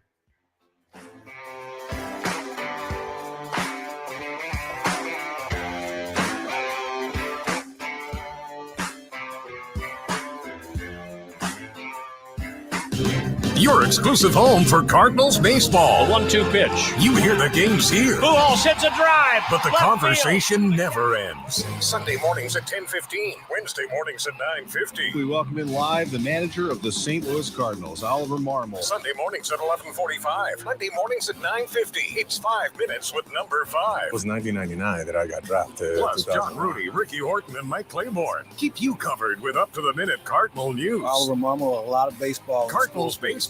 It's more than a game. The Redbird winner! KMOX is Cardinals Radio. It's easy to think all money managers are pretty much the same. But at Fisher Investments, we're clearly different. Different? How? You sell high commission investment products, right? No. Fisher Investments doesn't sell any commission-based investment products. Well, you must earn commissions on trades. Nope, never at Fisher. We're a fiduciary, obligated to act in our client's best interest. It's the highest standard of care for a financial advisor. how do you know what's in their best interest? We get to know our clients and then tailor a portfolio based on their goals and needs. But you probably sneak in some hidden and layered fees. No, we have one transparent management fee structured so we do better when our clients do better. Wow, you really do look out for your clients. That's because our top priority is helping them achieve a comfortable retirement. It might be why most of our clients come from other money managers. Visit FisherInvestments.com to find out why investors like you switch to us. Fisher Investments. Clearly different money management. Investments and securities involve the risk of loss. At 11:30, it's partly cloudy and 80 degrees downtown at the Arch. U.S. regulators have authorized the first COVID-19 shots for infants and preschoolers. That paves the way for vaccinations for children under 5 to begin next week. British Prime Minister Boris Johnson said during a surprise visit to Kyiv that Russian forces taking heavy casualties in their ongoing invasion of Ukraine. Johnson also promised continued military aid and training on new military equipment. President Biden told reporters he won't meet with Saudi Crown Prince Mohammed bin Salman when he meets Saudi Arabia. It's despite indications from the White House he would. I'm not going to meet with MBS. I'm going to an international meeting. We have some debris on 270 South before Dorset. The two right lanes are closed. A crash on 70 East past 5th Street. Stall 270 East past Elizabeth. The right lane is closed. Rest of today with clouds giving way to sunshine. Not as hot nor as humid as yesterday with a high of 91. Clear, warm, not that humid. Overnight, the low 71. Tomorrow's high 86. It's 80 downtown at the Arch. I'm Michael Calhoun, KMOX News. Driven by the Bomarito Automotive Group, the voice of St. Louis, KMOX. Guys, I want to talk to you man-to-man about erectile dysfunction and PE. The physicians at Paramount Men's Medical Center offer custom-blended medications that have men lasting 90 minutes or longer, regardless of age or medical history. See results on your first visit, guaranteed, or your exam is free. Men, if Viagra, Cialis, or Levitra have let you down, call Paramount Men's Medical Center now. 314-720-8081. That's 314-720-8081. Looking to sell your house without all the hassle and pricey repair costs? Great, because Chris Buys Homes in St. Louis loves buying fix-up homes in any condition, as is, no fees and no commissions. Call 314-782-8000, and Chris Buys Homes in St. Louis will give you a cash offer right now. No strings attached. We buy inherited houses, divorce houses, trashed houses, even those my tenant won't pay rent houses. Call Chris at 314-782-8000 and find out how easy it is to work with us. That's 314-782-8000. Do you think your home will be difficult to sell? Easy. Our team will provide you with personal guidance through our short and simple process to turn your house into a pile of gold. Just call Chris at 314-782-8000. 314-782-8000. That's 314-782-8000. And let Chris worry about everything. Tom Ackerman for Building Community with Busey Bank, a podcast series easily accessible at KMOX.com/community banking. With a focus on community banking, who better to join us than Sandy DeMond, Senior Vice President and Director of Community Banking at Busey. She joined Jeff Burgess and me to discuss Busey's financial literacy programs available to both students and adults. Listen to our June podcast, Building Community with Busey Bank, at KMOX.com/community banking. KMOX is Cardinals Radio. Tonight, it's the Cards and Red Sox. Ameren pregame show 5:15. First pitch 6:10 on KMOX and streaming on KMOX.com.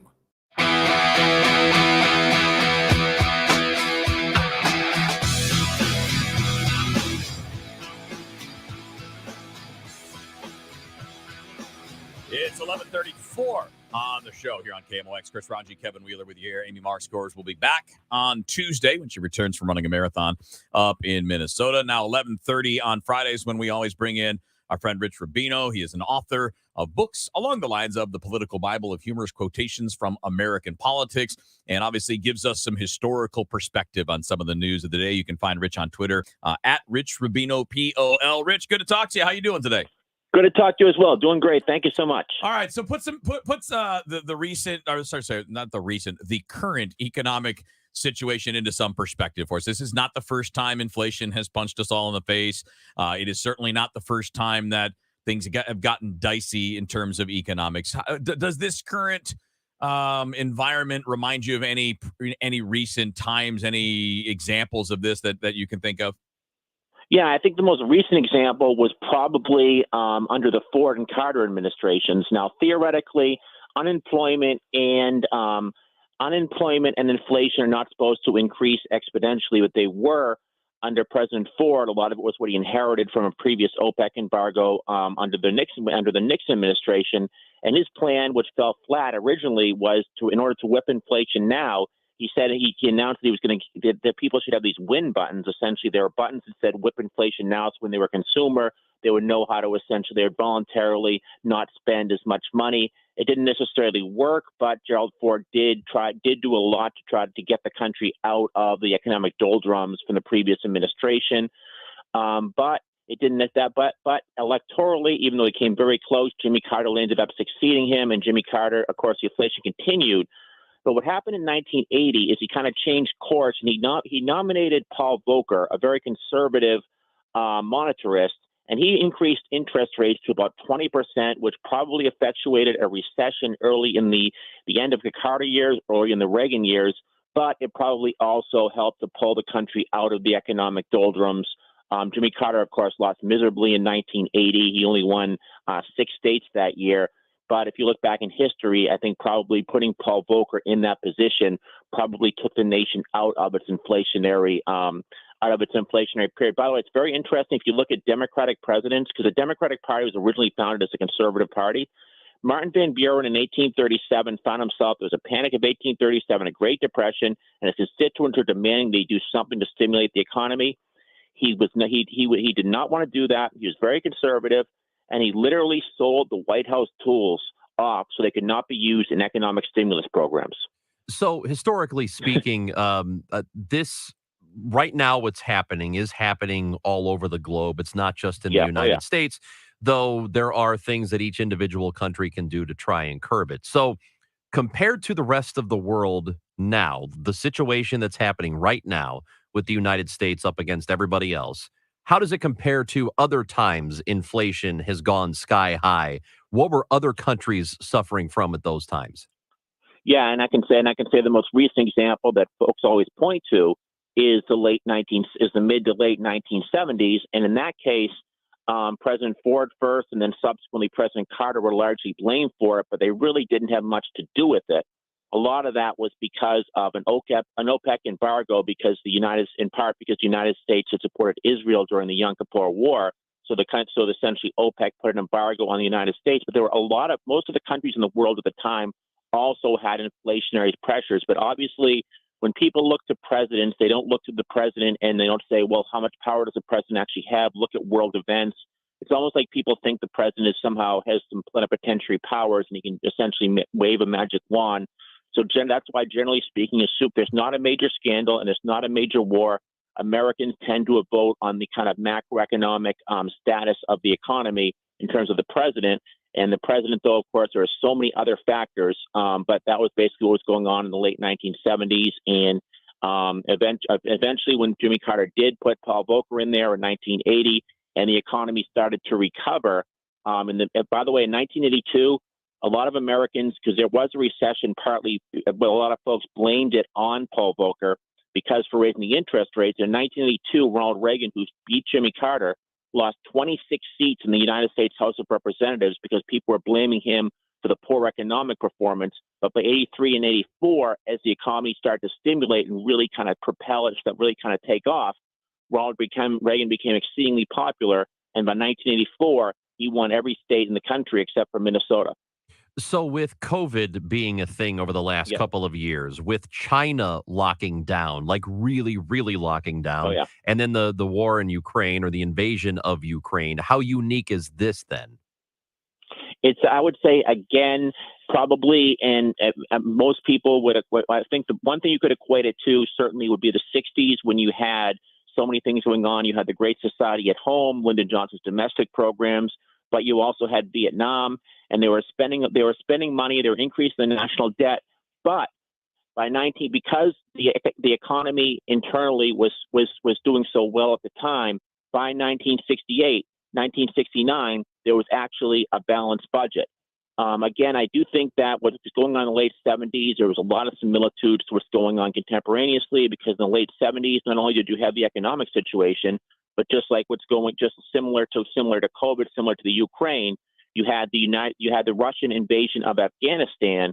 And when Russia invaded Afghanistan, Jimmy Carter kind of turned. He had originally wanted to truncate part of the military budget, but he started to increase the military budget. But very similar circumstances. You had a war, but where the Russians had invaded another country, a sovereign nation, and you had inflationary pressures as well as generally low unemployment, and that was a recipe that did not work very well for Jimmy Carter.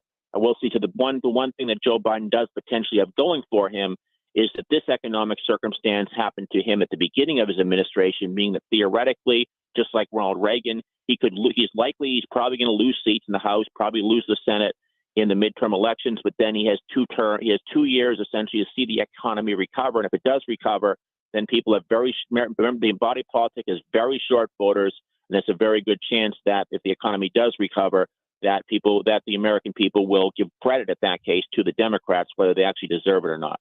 You actually led me right where I wanted to go, Rich, because I think that what's interesting is you mentioned presidents that have taken the blame, because normally, look, the president is the face, right? You're the face of the country, you're the face of the party, whatever. Does this kind of thing have the same kind of impact in midterms? And it sounds like it will this year. I mean, look, with all the other things going on with Senate hearings and, still having problems with COVID and the war over in Ukraine, all of that stuff is going on. Everybody keeps seeming to say that it's still going to come down to primarily the economy that motivates voters. Yeah, I mean, that being said, it's not an exact science, because there are a lot of voters, for example, who would benefit from a Democratic administration.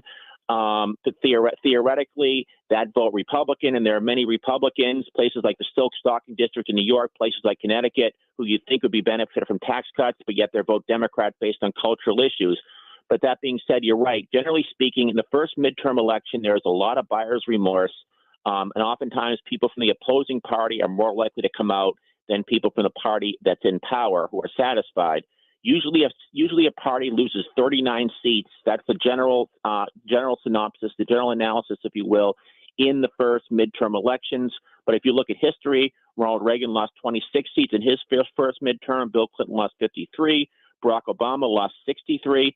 And what do they all have in common? They all came back and they won re-election. So it's not necessarily a barometer of the general election, but that is always the precedent. Just like in the second midterm election, if presidents get reelected, it's likely that they're going to lose about 39 seats in the House of Representatives. And the next day, the headline is going to be, essentially America's slouching to Gomorrah. And the next day, it's going to be, should Joe Biden run for reelection? But usually the economy does tend to recover in the third or fourth year of a presidency. But of course, that doesn't necessarily mean it's going to happen this time. I got to laugh out of this. I just watched this last night, watching, of all people to get an observation on this from a stand-up comedian.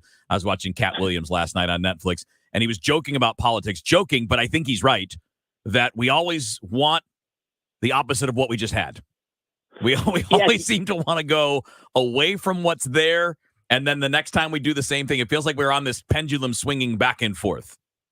Yes, and that is a fascinating analysis if you think about it. And you go back to Jimmy Carter, for example, the fact that Jimmy Carter got elected the year he got elected, he probably could not have been elected any other year. In part, the American had just finished Watergate, Vietnam, and we had found out that the CIA had lied to us in terms of many wars, in terms of many coups and takeovers, and people wanted somebody who was an outsider, someone who was honest, someone who was anti-Washington. Jimmy Carter was literally a former one-term governor of Georgia. In 1974, there was a Harris poll of the 35 potential candidates for the Democrat. But he ran, and he said he's untainted by Washington, and that benefited him against Gerald Ford, who spent 25 years in Congress, vice president, and president. So it does show that people want exactly the opposite of what they had in the previous administration. Rich, using history as a guide, what would be the best course of action for this administration to curb the situation we have? I would say that it has to be appointing people or nominating people to the Federal Reserve. This is the only power the president really has, who would be strict, who would want a strict monetary policy and who would essentially would be very activist in terms of increasing interest rates, which would probably hurt Joe Biden in the midterm elections, but would benefit the Democratic Party. It would benefit the Democratic Party long term. That's probably the action that. But then again, obviously when you have a very divided Congress in the United States Senate that's 50-50, with Joe Manchin, in the middle there, you have to have folks in the that he puts in the Federal Reserve that actually get confirmed. But that being said, Paul Volcker, who runs the show, Paul Volcker is the chairman of the Federal Reserve, and he probably has a lot more power over the fate of the Democratic Party and Joe Biden in many respects than even Joe Biden does right now. Interesting stuff. Rich, thanks so much. We'll talk to you next Friday. Indeed. Thank you so much for having me on again. You've got it. Rich Rubino is an author, covers politics on a historical basis. Again, books like The Political Bible of Humorous Quotations from American Politics and Make Every Vote Equal. What a novel idea. Those are a couple of books Rich has written. You can find him on Twitter at Rich Rubino, POL. That's RUBINO if you've never seen it written out. All right, what's trending in the world? What's trending on our own Twitter pages? What's trending with our text line? That's all coming up next on the show on KMOX. CertaPro commercial painters have powers beyond those of ordinary painters. Power of minimal disruption. We work with you to ensure a smooth project. The power of making you look good. Making sure it's done right, on time and within budget, so every property manager looks like a hero. That's CertaPro painters. The power of pro. Get your project started at CertaPro.com. Each CertaPro painter's business is independently owned and operated. Attention business owners. This is a public awareness message from the ThrottleNet cybersecurity team. The war against hackers and ransomware is underway. The only way to prevent the war from impacting your business is to speak with the ThrottleNet cybersecurity team immediately. You need to act now. The ThrottleNet cybersecurity team is prepared to protect you against cyber threats. Schedule a meeting right away by visiting throttlenet.com/cyberwar. Something extraordinary is happening right now at Diamonds Direct. You can make any purchase, pay nothing down, and get zero interest financing for 5 whole years. Imagine a $10,000 designer ring or diamond bracelet for less than $170 a month. Zero down, zero interest for 5 years on anything. You can't miss this limited time offer. You can finance the entire purchase price, including the sales tax, now through June 30th at Diamonds Direct. Get details, store hours, and more at diamondsdirect.com on approved credit. Hi, this is Ken Newbold at Newbold BMW. The new all-electric BMWs are here, and it proves that you don't have to be ugly to be electric. Come and drive one of these, and you'll kick your Tesla to the curb. That's Newbold BMW in O'Fallon, Illinois, or newboldbmw.com. You'll be sold on Newbold. Community Living Incorporated is a local nonprofit organization on a mission to provide services and create opportunities for people with disabilities. See how you can get involved at communitylivingmo.org. The show, sponsored by Straight Realty, your St. Louis area experts. Why pay more than 314-441-4444. They're back. Three best friends. Hey. The three amigos. Yeah. Kevin, Chris, and Amy. The show. What is it? What's happened? What's going on? What do you know? What just happened? What happened? I need to know. Trending now on the show.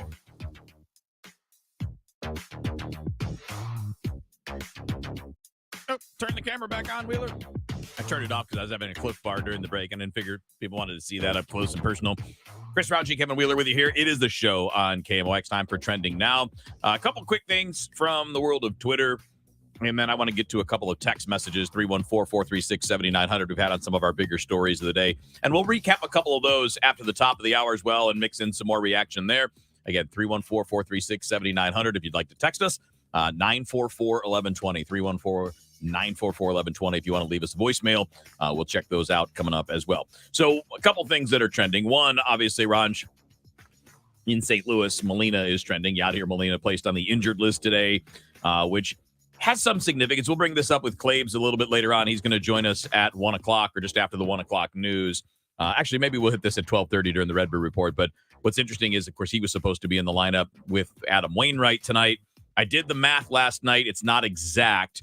But if Adam Wainwright stays healthy and stays on turn, like he makes the start every fifth game, not fifth day, but every fifth game, then he's got 20 more starts left. And they need 9 together to be the all-time leaders for the most starts for the pitcher-catcher duo. So It'd be interesting to see how long this is going to last, and we'll talk more about that. But that's one of the things trending for me. And obviously, yeah, it's like the worst possible time for this. Well, I guess the worst possible time would be at the end of the season as they go into the playoffs. That'd be pretty bad. That's worse. But for a tandem that is trying to get to a milestone, and it is a very cool milestone, you want to see him out there as often as possible. And clearly the knee has been bothering him for a while. And it's, you look, as a catcher, I am amazed, like absolutely amazed with the amount of innings that he's caught. And it's far more than any other National League catcher over the last, 6, 7, 8 years. The fact he's been able to do this and avoid like major knee trouble at his age for so long is just totally remarkable.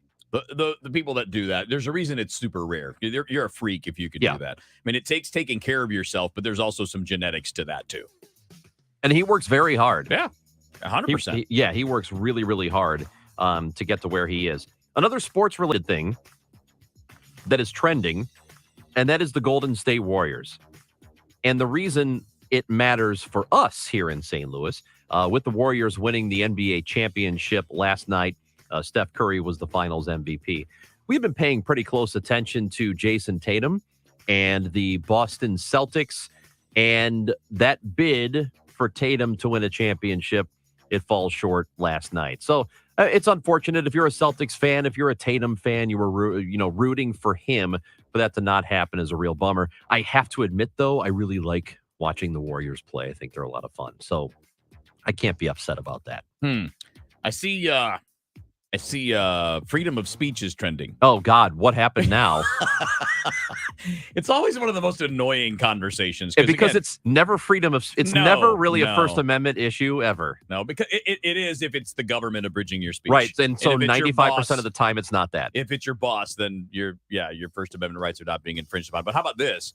And I've seen it in a couple of places, but there are a couple of workers at SpaceX...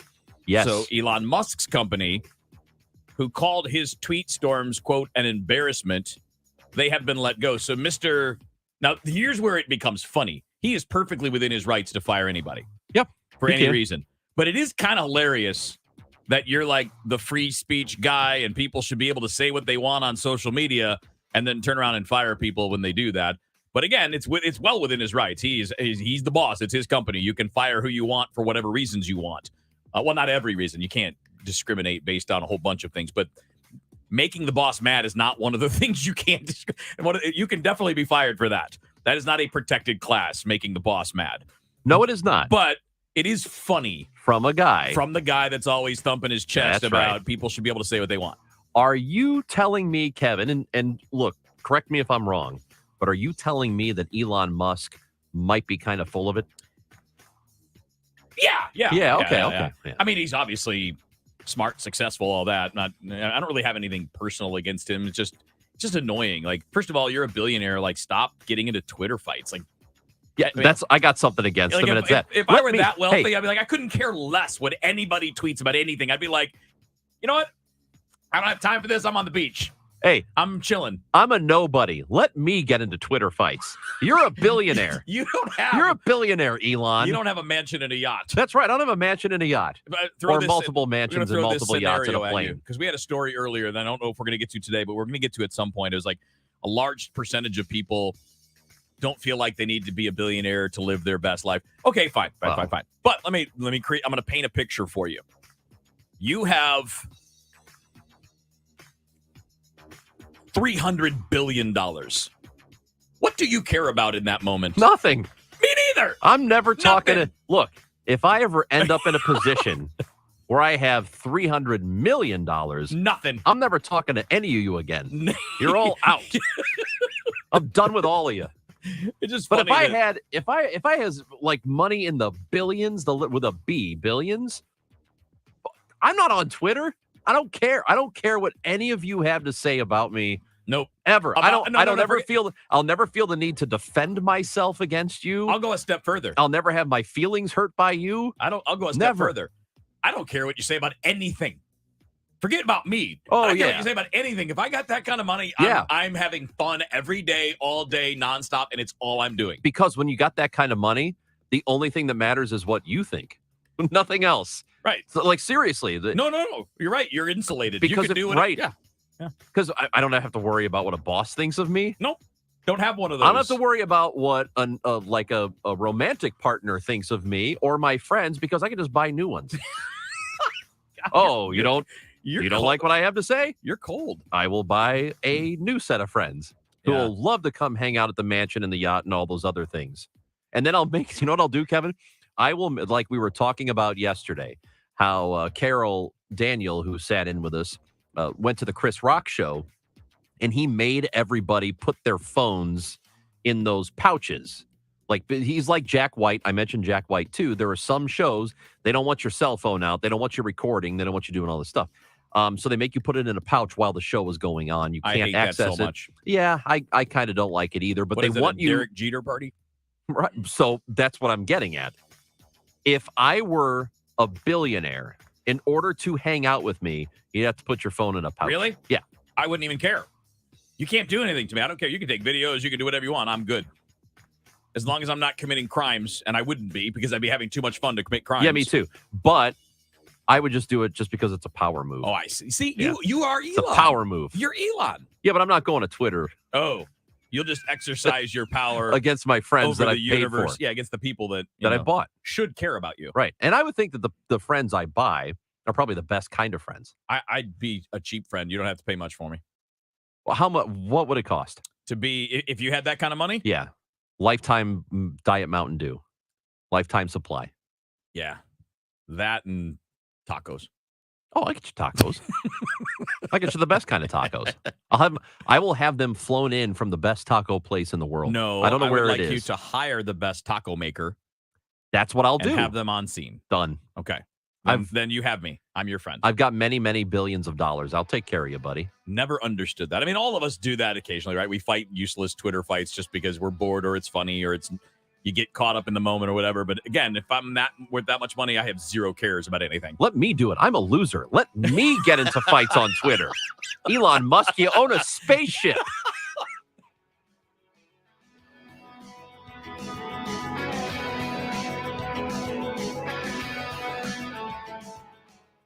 If you filed a tax extension in April, don't wait until it's too late to handle your tax issues. Hi, this is Lance Drury with the Drury Law Firm. Every year, thousands of Missourians file extensions when their taxes are due in April. But what people don't know is the extension only moves your deadline to file your return, not to pay your taxes. So if you didn't pay anything back in April, you could now owe taxes plus interest plus penalties. You think you bought yourself time, but really you've just added to the total bill. If this sounds like you, call the Lance Drury Law Firm today. I am a local tax attorney with an A+ BBB rating, and I will meet with you right away to help handle your tax problems quickly. The deadline to file your return after an extension has already passed, so call the Lance Drury Law Firm now before it's too late. Remember, if you have IRS issues, you have legal issues. Call attorney Lance Drury, 314-260-6120, or go to Lance, DRURYlaw.com. The choice of a lawyer is an important decision and should not be based solely upon advertisements. Hello, this is Chad Clayman with ClaymanGroup.com, 314-946-9999, 946, all nines. If you just inherited a property and you're not sure what you're going to do with it and you want an as-is sale, please reach out to us today. Especially with probate cases, we do a lot of work with the probate courts and we're very familiar with the confusing process. So if you have a house that you want to sell fast, maybe something that you just inherited, please reach out. Phone number is 314-946, all nines, ClaymanGroup.com, KLAMEN, 946-9999. KMOX, KECK HD2, K254CR, St. Louis. This is KMOX, the trusted voice of St. Louis.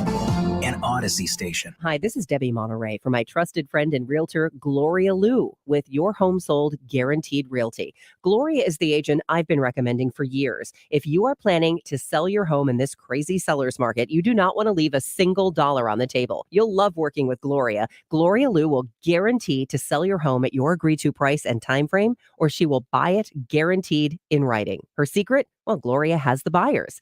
thousands of ready buyers looking for homes in your price range and in your neighborhood. Lawrence and Shelby sold their St. Louis home in just 3 days at $17,250 over asking price, with multiple offers when their previous agent produced 0 results. They chose Gloria over other agents, and they were thrilled with the results. You should call Gloria Lou today with any questions. 314-325-6888.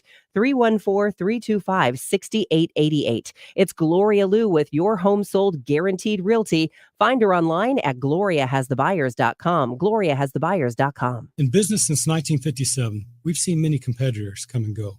Hi, I'm Chuck Easter with Easter Fence Deck and Renovations. Many companies pass away with the owners, and their customers are left with useless promises and warranties. At Easter, we are in the 3rd generation and have a succession plan. You know we'll be here to honor our warranty, which is the best in the industry, and take care of all of your fence, deck, and outdoor construction needs. Call 314-892-8500 or easterfence.com. Easter Fence Deck and Renovations, where customers become friends. Mid-America's most trusted source for news. KMOX. At 12 o'clock, it's partly cloudy and 81 degrees downtown at the Arch. I'm Michael Calhoun. Our top story this hour. U.S. regulators have authorized the first COVID-19 shots for infants and preschoolers. CBS's Linda Kenyon has the latest. The FDA's approval follows a unanimous recommendation for the Moderna and Pfizer shots for children under the age of 5. CDC approval is expected soon, paving the way for vaccinations to begin as early as next week.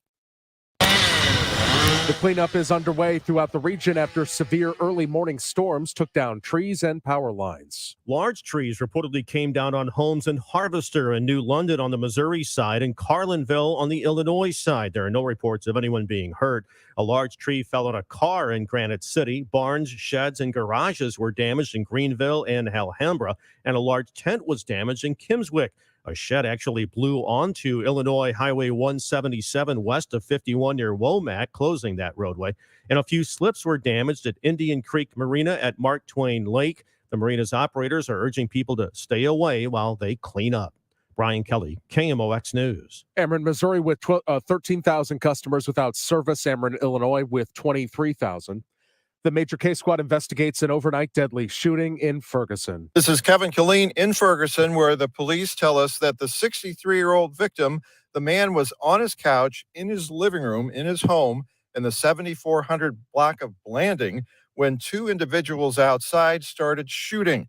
The question is, were they targeting him or shooting at each other or someone else, and the man just got hit by a stray shot? They don't know the answer to that. The Major K Squad is investigating the death of this man. Peter Navarro, a former aide to Donald Trump, is facing a judge in Washington. CBS's Scott McFarlane explains. Peter Navarro is a former White House trade advisor under Donald Trump. Here at the federal courthouse just down the road from the U.S. Capitol, he entered his not guilty plea to contempt of Congress charges for defying the subpoenas from just up the road from the committee investigating the U.S. Capitol attack. He didn't answer reporter questions on his way into the courthouse, instead saying, "All will be revealed. Trial likely later this fall." Police in Virginia Beach, Virginia, have arrested 2 men who allegedly hacked a gas station pump and stole nearly $14,000 worth of gas. The gas was sold at half price, and news of the deal spread on social media. Police officer Brad Wessler. The technology that these suspects were able to use were able to override whatever systems were in place, allow them to access the gas and distribute it. Police say people paid for the gas through Cash App instead of through the station. From the First Mid-Bank and Trust Business Desk, the Kansas City Sports Commission is riding high on Thursday's announcement that FIFA is bringing World Cup games to town in 2026. President and CEO Kathy Nelson. So in 2023, we'll be hosting the NFL Draft. And if you've seen that on television, and you can appreciate how big that event is. So that'll be the largest sporting event our city has ever hosted. And then 3 years later, hosting the largest sporting event in the history of the world. That's kind of one way to think about this. Nelson says the World Cup should have a $600 million impact on the Kansas City economy. Most of the infrastructure is ready to go, but she says they still have years of work ahead of them to prepare. The Dow from Stifel is up 14 points to 29,942. The news is sponsored by Michael's Flooring Outlet, the flooring experts, michaelsflooringoutlet.com. We've got a crash on 70 West before 79. The left lane is closed. Debris 270 South before Dorset. The two right lanes are closed. Stall 270 East past Elizabeth. They've just cleared that. And 270 South past 370. The right shoulder is blocked. We're going to get into some sunshine. It will not be as hot nor as humid this afternoon, up to 91. We're dropping into the upper 60s, low 70s tonight. Mid upper 80s with searing sunshine and lower humidity this weekend. And then dangerous heat and humidity build back in for most of next week. I'm AccuWeather meteorologist Dean DeVore on the Voice of St. Louis, KMOX. Right now, it's partly cloudy and 81 in Florissant, 81 in St. Peters, and 81 degrees downtown at the Arch. Feels like 85. I'm Michael Calhoun, KMOX News. The show, sponsored by Straight Realty, your St. Louis area experts. Why pay more than $4? 314-441-4444.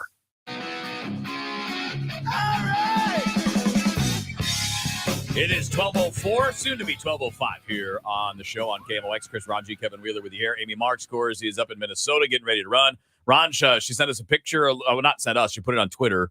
Picture, got her number, got the bib with the number on it, getting ready for the race. Also wanted us to mention that she saw a lot of big boats on Lake Superior. Really? Yeah. Oh, I would have had a panic attack. Well, it's up there if you can want to look. You're not going to have a panic attack. I had one yesterday. You did not. I've actually never really had a true panic attack. I'm pretty. I don't know that. Based on the description, there's no way that I've had one. Yeah, no, I don't. Because it would hyperventilate. It seems like it would be horrible, and I've seen them, and they're horrible and scary and all that. Can a person who has uncontrollable rage like you also get panic attacks? I don't know, but I have controlled rage. Oh, I mean, I have the rage. Is that what you call it? And it's usually against the machine, but it's not like it doesn't end up in me like doing anything to anybody else. You did really come up with a great name when we were trying to come up with names for the show. And the best names we came up with wouldn't have fit. No. They just wouldn't have fit for a 3-person thing that we were doing. And you said, what about Ranj Against the Machine? And I said, you know what? That's my podcast. Well, don't steal it. You could try and steal it. Not you, but people listening. I will have a podcast. It will be called Ranj Against the Machine. All right. It's great. It'll be great. Great. It will be great just because of the name. You don't need anything else. Yeah. 12:30, we got our Redbird Report, 1 o'clock. Mike Claiborne's going to join us. We'll hit on some things that are going to be happening in Boston this weekend, the story of Yadier Molina going on the injured list, all of that, and we'll have some more Cardinal stuff at the bottom of the hour. Let's go back over, just quickly hit a couple of the biggest stories of the day, right? Early on, we talked about the January 6th hearings. We had Thane Rosenbaum on and kind of started to get to, we didn't get a lot of it, and I don't know that we're going to advance the story a whole lot here, but one of the big angles now is the Ginny Thomas angle with the January 6th committee. And as Thane pointed out, she's raring to go. At least that's what we saw in the statement. Like, she wants to talk to the committee. I'm happy to do this. Please bring me in. And I'm looking forward to that. And we were talking about it. We got a message on the text line that it was a lot of what you had said at the time. The texter in the 314 said, I disagree with Clarence Thomas and his wife on all the hot button issues, but I agree with you all. She's her own person, entitled to act independently of Justice Thomas. And then went on to say, that said, if the committee finds communications where she suggests she is talking on behalf of her husband, that could be a problem. And yes, I would agree. That would be a problem. But I don't think the natural assumption or the automatic, I guess assumptions are automatic by definition, aren't they? I don't think the assumption should be they are absolutely 100% lockstep on things, that she's influencing legal decisions or he is using her as a tool to. I don't think we should assume that just because they're married. Sins of you the have father. To have evidence. Right? Sins of the father, right? Just because somebody has done something in your family does not necessarily mean that they have influenced you or you're influencing each other or that one has anything to do with another. Not necessarily. There are many cases where it does matter. Right. There are cases where it is true. But I don't think that we can automatically assume right now. And again, that has to be proven. That has to be, yes. And I think it has to be proven pretty clearly. Well, I don't think just a suspicion is enough to say you did something wrong. However, something you said during the break when we were talking about it, maybe this would mean that in some instances he has to recuse himself, depending on what it is, depending on the case before the court. And the way I put it was this: it doesn't mean that you're admitting bias. You're not saying I can't be unbiased about this. What you're saying is the perception of bias matters. Yes. And you do sometimes have to battle perception. And the last thing that you would want, last thing I would want, now I'm clearly not a brilliant legal mind. Clearly not going to be on any Supreme Courts unless it's the People's Court. In that case, I probably wouldn't even do well there. But the simple point is that perception matters. And if you want to avoid the appearance of impropriety, you can step back. Now, again, I don't know. At this point, I don't know that we have anything that would say that he has to do that. But we could get to that point, depending on what other evidence is going to be put forth. But I do think that the appearance of impropriety in politics, in law enforcement, in any of these things really does matter. You don't want a large percentage of people thinking that something is corrupted. If you care about trust in the institution of the Supreme Court or of the legal system, you would have to. And that is the thing that does matter. It's not that he couldn't be able to compartmentalize and separate himself from his wife in the way she sees things whenever he's handling, and I don't have a specific example, but we're talking about if something did come up and it could appear as though his wife might be coloring what he's thinking or how he's approaching something, even if he's not, even if in his own mind he's saying, I want to do a good job here. I want to make sure that I am as impartial as I can possibly be, but it's going to look bad if I don't get myself out of this.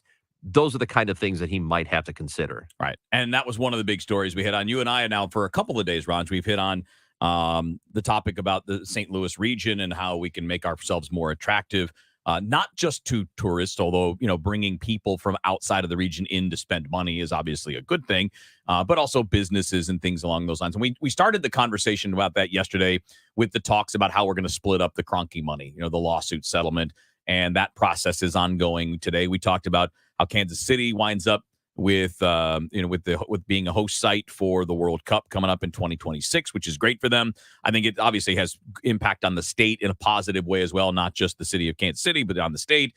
And these are the types of things, these major events, these are things that you'd like to be in consideration for. And we had a texter that mentions, we were talking about Nashville and how it's grown over the last 20 years. And remember, my question was the hook, right? What's the hook? Because a lot of cities have something that is your grab, right? It's your draw. And in Nashville, music started that. And obviously they've built around that. It's more than that, but you had something to start as an identity. And it's an identity that is unique to your city. Chicago has that. And with Chicago, it's really just like the massive things there are. It's like there are endless restaurants, and there's an aquarium, and there's Navy Pier, and there's just something spread out everywhere. And there's a lot of there are a lot of options there, same as like New York and all of that. So what would our hook be? And we had a texter that said that one of the draws to Nashville, and this is true on the corporate side, is no state income tax, no city earnings tax, and a regional government rather than 80 municipalities, which, again, that last part, I think, matters a lot. Yeah. And as long as we are like that, where we have all these municipalities, there's no real sense. Once you get past, I don't know, like Skinker moving west, once you get past that road, it's just people who don't really want to have any sort of, like, they want to go to Cardinals games. They want to go to Blues games. They want to take part in the events that happen, but otherwise they want nothing to do with the city. As long as we have that kind of setup, it's going to hold us back. It has already. Yeah. It's done it for decades, and it's going to continue until we figure a way to resolve that. We're always going to be this, I'm afraid. Yeah, and I think the texter makes a good point about like state income taxes, for example, where if people are leaving a state or they're leaving a city or a company. Caterpillar's moving to Texas. Texas doesn't have any state income tax. Florida doesn't. There's a reason why Arizona doesn't. There's a reason why these are places where people tend to gravitate towards. Some of it is whether people want to retire and move south, but those places are draws for companies. One of the things that's happened in Nashville, in addition to having the music industry as the hook and building up downtown with an entertainment district and all that, and they've added sports teams and all, but they also have they've had for 20 years constant incoming corporate headquarters, factories, things along those lines, right? Yeah. Like people's jobs for people, and that brings population, that brings attention, and when you have more people in the places growing, then your downtown can build and grow from there as well. So that's really important. And when I always go back, can you just do that? I'm like, is that no? something I think that a there city has or to state be can just say, hey guys, we're not doing this anymore. No more state income tax. No more. Good luck. I mean, there has to be an investment in downtown. And I'm going back to the MLS example, which I've used a lot. But I think it's important, and I think it speaks volumes about how important it is to the rest of the country. When MLS was looking to expand, and we were one of the cities they were thinking about, what was one of the things if they were going to build a stadium outside of the city limits or outside of downtown, that was going to be a non-starter. Remember that? Remember how they said, we insist there must be a stadium downtown. That's what we want. Otherwise, we're not going to expand there. There's a reason that's the way MLS sees it. There's a reason that's why a lot of, events and sports teams and businesses want a downtown. In order to have a strong region, you have to have a strong downtown that attracts people to it. Because otherwise, you know what you are? You're Bloomington Normal, which is just one big suburb. It just feels like one giant suburb with a college in the middle of it. I feel like that's a bit of an exaggeration. Well, because they don't have professional sports. They don't. But that's what I'm saying is that you don't have professional sports without a strong downtown, without a strong city heart. I mean, I could also argue that is part of what makes it strong. We're talking chicken or the egg here, right? I mean, I think. It doesn't. It doesn't really matter what started it. What matters is if you don't have a strong downtown, there's no interest in your area, in your region. Your region. Like that's what I mean. Metropolitan area. Correct. Yeah. Yeah. All right. So we had wait, real quick, a text. Let's see, which one was the one that just came in here? I lost it. Did you lose it? I did. Stupid text line advanced, and then I lost it. The other thing, no, it was just this. I found it. It says, "Hey, do you guys?" We're speaking of the World Cup thing, and we'll close on this and move on. But it said, speaking of the World Cup thing, do you think St. Louis could be a host for a country during the World Cup, like a training base, a base for training for the team while they're in the United States, getting ready for these various matches that are going to be played? I don't know how that works, but I don't I would either. think I was it would just be a thinking great the same idea. thing. Yeah, I mean, you've got the new facility. It's going to be ready by then. It's going to be ready well before then, right? I mean, we've got the STL City. They're starting next year, so the facility is there. The hotels are around. The other facilities are around too. People love the sport. I'm sure you probably get even a lot of fan interest in that too. The stadium, by the way, is starting to look really, really cool. Yeah, it's going to be nice. I'm excited about getting a look at what that when it's totally finished. Renderings are one thing. You see drawings, you see the renderings. Nothing is like actually seeing it in person, and I cannot wait till it's done. It's pretty good already, too. Yeah. Like, the visual is pretty cool. Yeah, like just the side on Market where the steps that go up to it. I can't wait to see till that's finished. 2 ways to listen to KMOX in your car. 98.7 in the city, 1120 a.m. further out. The voice of St. Louis, KMOX. Something extraordinary is happening right now at Diamonds Direct. You can make any purchase, pay nothing down, and get zero interest financing for 5 whole years. Imagine a $10,000 designer ring or diamond bracelet for less than $170 a month. Zero down, zero interest for 5 years on anything. You can't miss this limited time offer. You can finance the entire purchase price, including the sales tax, now through June 30th at Diamonds Direct. Get details, store hours, and more at diamondsdirect.com on approved credit. With Pedal the Cause, you can make a real difference in the fight against cancer. Ride your bike, grab a spot in the spin zone, volunteer, and join the celebration September 23rd through 25th. 100% of participant-raised funds support innovative cancer research at Siteman Cancer Center and Siteman Kids at St. Louis Children's Hospital. Together, we can create a world without cancer. Get started now at pedalthecause.org. That's pedalthecause.org. When it comes to planning your retirement, there's a lot to think about. Portfolio management, tax planning, and retirement income just to get started. Steve All and his team at the All Financial Group focus on those things and more. Their goal is to help you achieve your goals. Call 636-230-8824 or online, yourmoneymattersstl.com.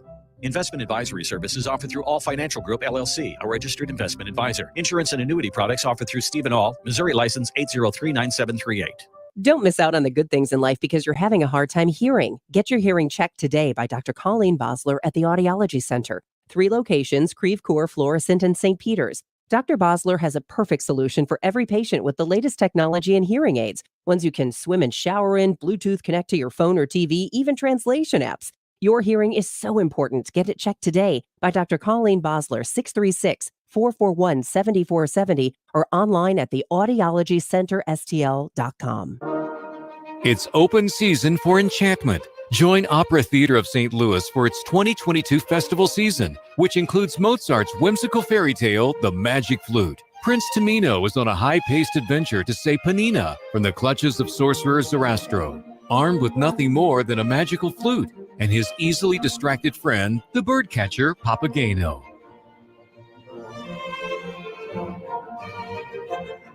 Featuring some of Mozart's most charming music, this opera will delight children and adults alike. The 2022 festival season also features Bizet's iconic opera, Carmen, and 2 world premiere operas, Awakenings, based on the true story of Dr. Oliver Sacks, and the new performing edition of Harvey Milk, inspired by the life and death of the gay civil rights icon. Tickets start at just $25. Learn more at experienceopera.org. Connect with KMOX on air, online, 1120 a.m., 98.7 FM, KMOX.com.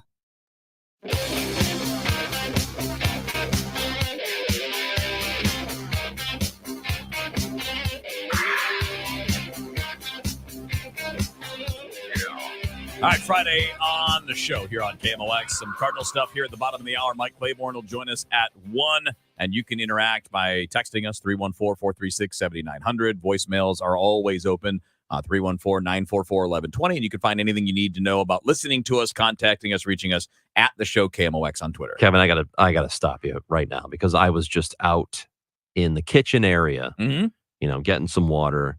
There's a fruit tray and there's a vegetable tray and all kinds of stuff out there. Right. There's a birthday in the building. I didn't hear whose, but there's a birthday. It doesn't matter, but there's also cake. And I witnessed, and I'm not going to name any names, but somebody who works in this building. Name names. I'm not going to name any names. I'm going to guess. Let's go. Okay, you can guess. But somebody. Tom Ackerman. No, not Tom Ackerman. Somebody is at the kitchen sink having a conversation with somebody else. And this person Mark Reardon. This person standing at the sink takes a whole lemon slice, like a lemon wedge, and just throws it in the sink, into the kitchen sink, and then continues on with the conversation and then walks away from the sink.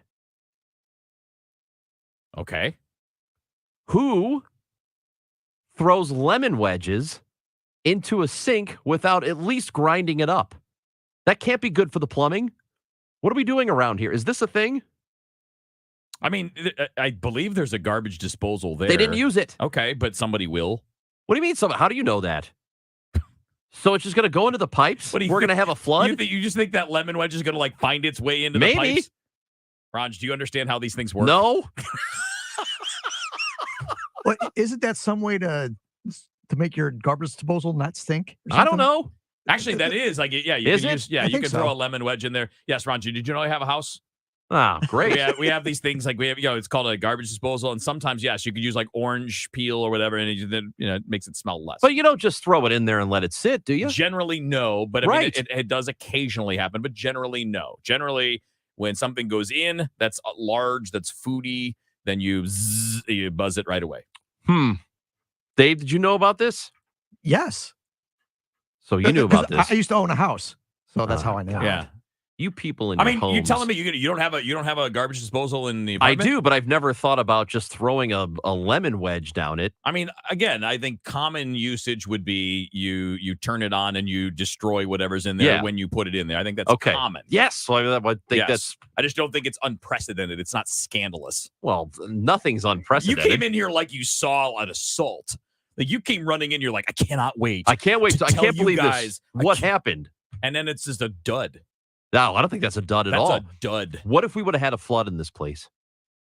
We'd be broadcasting outside in this heat. We'd have been in trouble. Yeah, again, flood from the kitchen. You understand how these things work? No, I do not. Why do you think I brought this to you? Look, this is crazy because I don't know how anything works, but I know how that works. I didn't know this. That's how that worked. And then this person said, it's "Okay, scandalous." This I won't name names. This person says, "Okay, I'll grind it. And then they go to grind and they say, there's also a lime wedge in here too. Like they've got all kinds of citrus. They're just throwing it. So this got taken care of while you were still there witnessing it. Yeah. And you thought this was a big story to break on KMOX. That's right. Are you telling me? By the way, it was totally Reardon, wasn't it? It was not Mark Reardon. Dang it. It seems like the kind of thing he'd do. I like Mark. I've known Mark for 16 years. I don't know. Mark didn't do that. No. Mm-mm. Was it Fred Bottenheimer? It's not Fred Bottenheimer. Whose real name is Fred Bottenheimer. Yeah. But is name. it? I just want to make sure you're new, man. Wait, who was the person that said that? Somebody. It was Kenny Wallace. Oh, yeah. During the interview, it was pretty great. That's great. I mean, you know, I'm stunned that you came running into here. I mean, like, you know, when we were joking about this. Actually, we were walking home or walking out of Busch Stadium the other night. We are talking about because there's an ice cream truck, and how when you were a kid, you'd see the ice cream truck and you'd go running home, and you're like, "Mom, the ice cream truck!" Right. You came running in here like a kid wanting money for the ice cream truck. Like this was the greatest thing ever. So what you're telling me, and it's just it's a nothing burger. What you're telling me is this is not a big deal. No. Oh. It's not weird. I mean, again, it's not normal protocol to just throw something in and leave. Well, but you just described to me how the problem was solved before you had left the kitchen. Well, I solved the problem by eye shaming a person. Like I shamed them. You looked at them. Did you? Was it the look you're doing now? It's where that look you, over the glasses. You tilt your head and you peek over the top of your glasses, or was it a side eye? No, it was over the glasses. Like, what Which are you doing? So you gave them the the frustrated grandma look. That's where right. You like the glasses are like, listen here. That is correct. Whippersnapper. That is correct. And then it had the intended effect. Did it? Everything's fine. So did the you building shame is the not person that did it, or the Yes. person that was just standing there? No, the person who did it. And so what I would like you to recognize is that I saved the building from a flood. Thank you. We can move on now. Please, can we? Yeah. Let's move on. I saved the building. I just saved. We can do a whole segment like stuff Ron doesn't understand. I saved. Well, wow, how much time you got? I saved the company all kinds of plumbing fees because of what I did a few minutes ago. Plumbing fees. Yeah. Is that what they're called? Plumbing fees? Let's call the pipe fitters. By the way, you're all welcome. Ron, you are the hero that we need. But not the one you deserve right now. Not the one we deserve right now. Not the one we deserve right now at all. I did mention, I wanted to mention this before, and this is probably, it's not, I don't want to say it's, we did mention it before, but I meant to get to this at the top of the hour when we did our recap of the top stories of the day. Because at the beginning of the show, we celebrated the 20th anniversary, not celebrated, we recognized the 20th anniversary of the passing of Jack Buck. Yep. We played some of the audio. I think we'll try to play some of that next hour as well. We'll definitely talk about that. We'll bring that up with Mike Claiborne at 1:00. And also the 50th anniversary this weekend of Curt Flood's Supreme Court case. Again, it's funny, when I think of Curt Flood, I think of the beginning of free agency, even though he didn't win. But it started the ball rolling in that direction. And then it was 3 years later that the free agency came in, and it was a different court case, but, still the beginning of the whole thing. And it makes, I know a lot of people don't like it, makes sports better, though. For sure.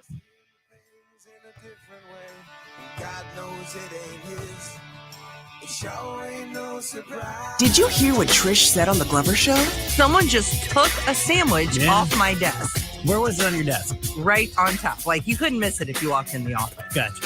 Which I thought was safe, and someone stole my sandwich. You guys, I don't think, because I think you'd finally tell me and start laughing. Well, I don't think you would do that, or I think you would say later, hey, I took that sandwich. And so we're suspects. We're light suspects. Everybody is. Wow. Everybody is, Dave. The Dave Glover Show, weekdays at 2 on KMOX. Hey guys, Glover here with my friends at Zero Res. This month, Zero Res is offering a 3-room special starting at just $129 plus a free room of fiber protectant and $75 off air duct cleaning. So every year, the average home takes on 40 pounds of dust and dirt and pet dander and dead skin cells, all the nastiness of life. And it's not good for anyone, but it's especially bad if someone in your family suffers from allergies or asthma or COPD or is in some way compromised. So The Zero Res 12-step professional source removal process guarantees your home will be clean to the absolute highest standard.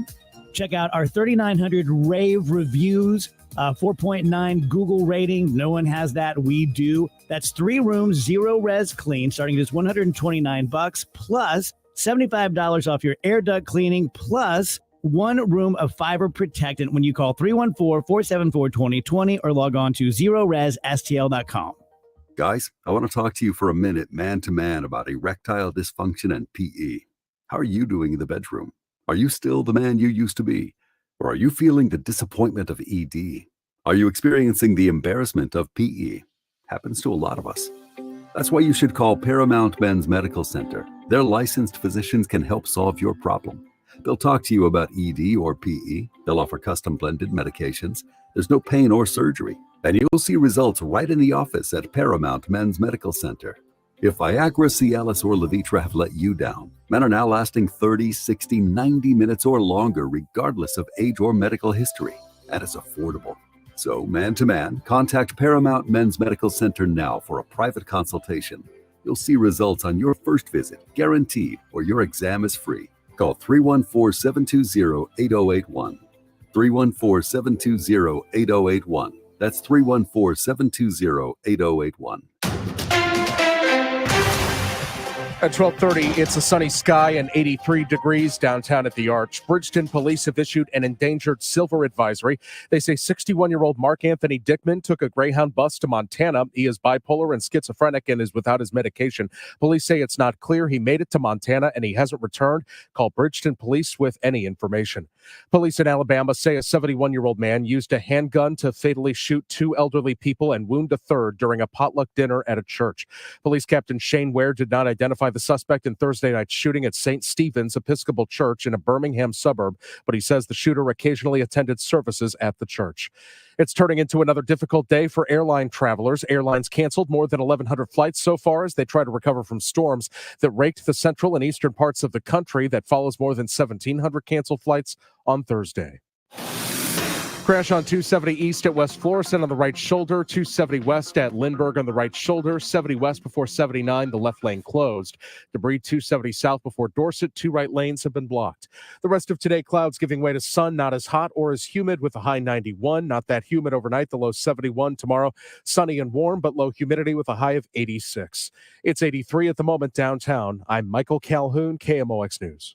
Driven by the Bomarito Automotive Group, the voice of St. Louis, KMOX. Tom Ackerman for Building Community with Busey Bank, a podcast series easily accessible at KMOX.com/community banking. With a focus on community banking, who better to join us than Sandy DeMond, Senior Vice President and Director of Community Banking at Busey. She joined Jeff Burgess and me to discuss Busey's financial literacy programs available to both students and adults. Listen to our June podcast, Building Community with Busey Bank, at KMOX.com/community banking.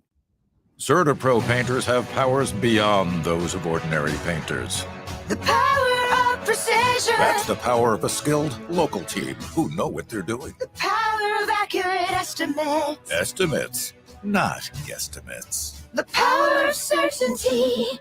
CertaPro painters. That's the power of pro. Get your project started at CertaPro.com. Each CertaPro painter's business is independently owned and operated. Does constant knee or hip pain from arthritis or joint degeneration keep you from enjoying the things you love to do? Don't suffer any longer. Signature Orthopedics Dr. Christopher Palmer is now performing Mako Smart Robotics partial or total knee or hip replacements using the latest and minimally invasive technology. A new knee or hip could mean life without pain. Find out if Mako knee or hip replacement surgery is right for you. Most insurance is accepted. Visit signaturemedicalgroup.com/Mako. That's signaturemedicalgroup.com/MAKO or call 314-849-0311. Find out what's happening with your Redbirds from the manager himself, Oliver Marmol. Sundays at 10:15 on Sports Open Line and Wednesday mornings at 9:50. The Ollie Marmol Show. I'm excited for not only the club but for the fans. This is a special year for sure. On KMOX. The pitch by Waino. Albert is hit high and deep. A home run for Harrison Bader. Yadier Molina has homered. Double play. It's a big fly for Albert Pujols. A home run in the first inning for Goldie. This is the Redbirds Report.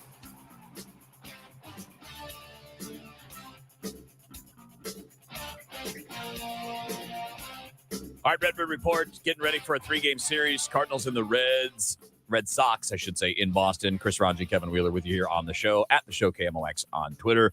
So game 1 tonight, Adam Wainwright and Michael Wacha, which is kind of fun. Obviously, there was a while there where Wacha was kind of the protege to Adam Wainwright. But a good pitching matchup. Wacha's pitched well this year, so good for him. I know his challenge has always been staying healthy and consistent, and he's been doing that so far this year, although he's not really a guy that goes super deep into games. But the big story today with the Cards, Ranj, is Yadier Molina going to the injured list. And, it's got the short-term effect, which is you don't have Yadi in the lineup. We don't know exactly how long. The story that Katie Wu had last night in the Athletic suggested potentially a few weeks. But at this point, I don't think we have a lot of clarity on how long it's going to be. But we know it's going to be minimum of 2 weeks. But missing him and missing his impact certainly is a story. The other story is, of course, the stalling of he and Adam Wainwright climbing toward that first spot on the all-time list of starts with pitchers and catchers. So they're 8 short of Bill Freehan and Mickey Lolich. They are tied currently for second. They'll move into second place by themselves with the next start that they have together, but that's obviously going to be a while. I suppose the important thing here, that is important. It's incredibly important that he's not healthy right now. There is this milestone they're trying to reach. But beyond that, the team is still doing really well, and he's been struggling a bit this season. But offensively, and as far as a lot of the other stuff the team has done, they're in pretty good shape without it. So that is, I guess, some good news that they are still winning. They are still winning series, even with him not quite at 100%. And it is clear that he has not been 100% Well, he got a late for a start. little bit. He reported late to a camp that was already going to be short, and we knew, and even he talked about the beginning of the year still going to be playing some catch up. And he had started to hit a little bit, I guess, kind of the latter part of May into the beginning of June, but it had also calmed down. But, we all know that what you're missing with him is the defensive side. And he's not playing as much as he used to. He's playing a lot less frequently, which, of course, makes sense because you need to play a guy like Kisner to, number one, rest Molina because you want to avoid these kinds of situations if you can. 2, you got to find out how much you can trust him, Kisner, that is, moving into the future. Now, we're going to have a look at the future behind the plate over these next however many weeks that Molina's going to be out. Because it'll be Kisner and now Ivan Herrera called up from AAA Memphis. And Herrera is the Cardinals' top catching prospect. He's one of the best catching prospects in baseball. I mean, he's one of those, like, maybe top 6-7 catching prospects in all of baseball. Hitting the ball really well at Memphis this year, 824 OPS. He's got some power. He hit 17 home runs in 99 games last year. So if you look at his last 129 games at AAA, he's got 20 home runs and like 80 RBIs, something in that neighborhood. So he's a good bat. He's a developing defender, but he's going to be a guy that can be a candidate to be the starting catcher next year or be a part of a timeshare with Kisner, which to me seems like the most likely scenario. And whatever offense you get out of the two positions or those two players, that's really, a lot of teams are just considering that a bonus. They're not expecting the catcher to be an offensive carrier. The thing is, they're both going to be less than what you're used to defensively. Right. That's the thing. They're going to be. Some of it's just physical. I mean, Yadi is a freak defensively. He's one of the greats of all time defensively. So it's a hard comparison to live up to. But that also means that you kind of have to ask a little bit more offensively, right? I mean, if you're not going to be elite defensively, that does kind of change what you want out of somebody offensively. And it's actually something that Ali Marmol's been talking about in recent days about Kisner. Like, hey, look, he's playing more than he did. In the past, it was easy to say, well, you don't play much. Yadi plays every day. It's hard to get your timing. And he was like, well, you're playing more this year. And it's time to, it's no more about patience and waiting to develop and getting your timing. I mean, it's time to show something. And if he doesn't, obviously this guy, younger player, Ivan Herrera right now has a chance to steal that spot. And I wouldn't even be surprised, Ranj, if Herrera comes up and gets a chance to play and he hits, if he doesn't stick around even when Yadi's back. And again, going back to what we were talking about earlier, because offensively they've been such a good team, they've scored plenty of runs this year. That allows them, it affords them the luxury of being able to do that if they wanted to, or if they had to, where it's not going to hurt them all that much. Right? Like, you can bring up young players. You don't have to expect them to be great right off the bat. They can still learn a little bit on the job, but you're going to hit enough to maybe cover up some of the other mistakes, because this hasn't really been as good of a defensive season that we're used to with the Cardinals, but the offense has carried them through, and I don't expect the offense is going to slow down anytime soon. No, I think it's actually going to keep trending up. I agree. You've got Tyler O'Neill has been better since coming back from the injured list, Right. and I think he's going to be significantly better than he was the first 2 Right. months. So then if you continue on that path and you are hitting the ball, you have that luxury now of giving a young player some breathing room, giving him some space where it's not going to dramatically kill your team one way or the other if he has to play a lot. Heck, with everybody back from the injured list, except for Yachty, but I'm talking about the outfielders with Carlson and O'Neill back, you're actually going to have a day-to-day kind of difficulty of getting everybody in the batting order. So if your 3 outfielders, your 3 starting outfielders are playing, which I think is the team's desire, right? I mean, you want O'Neill, Bader, and Carlson in the outfield on an everyday basis. You're going to have Tommy Edman in the lineup on an everyday basis. Right now at shortstop, but obviously could be at second base. Goldie and Arenado aren't coming out. So now you have Nolan Gorman and Brendan Donovan both kind of vying for playing time. And Juan Yepes in that mix too, because obviously the 2 of them can play second base, but the DH is also in this. So you're actually one guy that you'd like to play regularly will not be playing on a day-to-day basis. Now they can play matchups, they'll rotate it. Nobody's going to sit all the time, but you are in a position now where your offensive depth is actually going to be able to cover you. And this month, the offense has been more consistent. The first 2 months, it was 18 runs one day and then 3 games of like a run and a half per game. And this month it's been more consistent, which is why the record is better. And then when you look around, Ranj, I mean, Milwaukee is in a bad place, man. They lost again yesterday. I mean, they have been really struggling. They've lost 8 of their last 10. This is a team you can take advantage of. And I think they're showing signs that there could be long-term, and by long-term, I mean season-long problems in Milwaukee with that lineup. Their lineup is going the opposite direction. It actually got off to a good start, and they were hitting some home runs, and the home runs have stopped. And you look around and you're like, boy, there's nobody in that lineup that scares you. Well, speaking of Christian Yelich is Christian Yelich, but he is not hitting like he used to. He's not the MVP guy. He's about league average right now. Speaking of bad place, nobody on the Brewers is in a worse place than Lorenzo Cain. Did you see that yesterday? No. What happened? Oh, dude. There was a single out to center field, and it kind of short hopped him. It was in between one of those, and it got him right where you think it would get him. Like it was, it couldn't have been worse. So it's a one-hop line drive? Oh, yeah. Like one of those, like it skipped and... It got you right in the... Well, at least it's the outfield. Well, it put him down for a bit. I mean, of course. It was not... So I was watching the highlight from the New York feed, the SNY feed, and... it happens in real time, and then you could tell it hurt him a little bit, and they're like, oh, it must have gotten him in an area. Then they show the slow-mo replay, and both announcers were like, oh. But we all know about the delayed reaction as well. Oh, God. Occasionally, that was bad. Occasionally, at first, you think you might be okay, and then like 5 seconds later, you're like, I'm not okay. Well, the look on his face said, oh, that got me immediately. Did it really? Yeah. So I was laughing about it, feeling like I shouldn't be laughing about this, but it is kind of funny. Oh my God, I'm looking at the still photo of his face. I know. That's what I'm talking about. It's like, yeah, that's not good. But going back to Yadier Molina, and we've talked a little bit about this kind of goodbye tour that we are seeing from Albert and this older core of players the Cardinals have.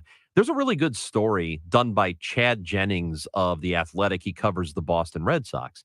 And the story is about Red Sox players who are big fans of those guys, of Yadier Molina and of Albert Pujols. And, Bobby Dalbec, for example, who, like, when he was in 4th grade, did an art project of Albert Pujols. And he's looking forward to Albert being in town so he can go up to him and be like, hey, man, I'm just glad that you're I'm a fan. Like, yeah, it's a very cool thing. And then, some of the Puerto Rican players who look up to Yadi and how important he was to guys like, Javier Baez and whatnot. Not that we're not just talking about strictly Red Sox players, but, Puerto Rican players around the country and how important he is. Oh, yeah. So it's a very cool story. If you want to get an out-of-town perspective of how some of the players around the league are looking at those guys, Yachty and Adam Wainwright and Albert. That's a very cool thing to find. So it's at The Athletic. Chad Jennings wrote it.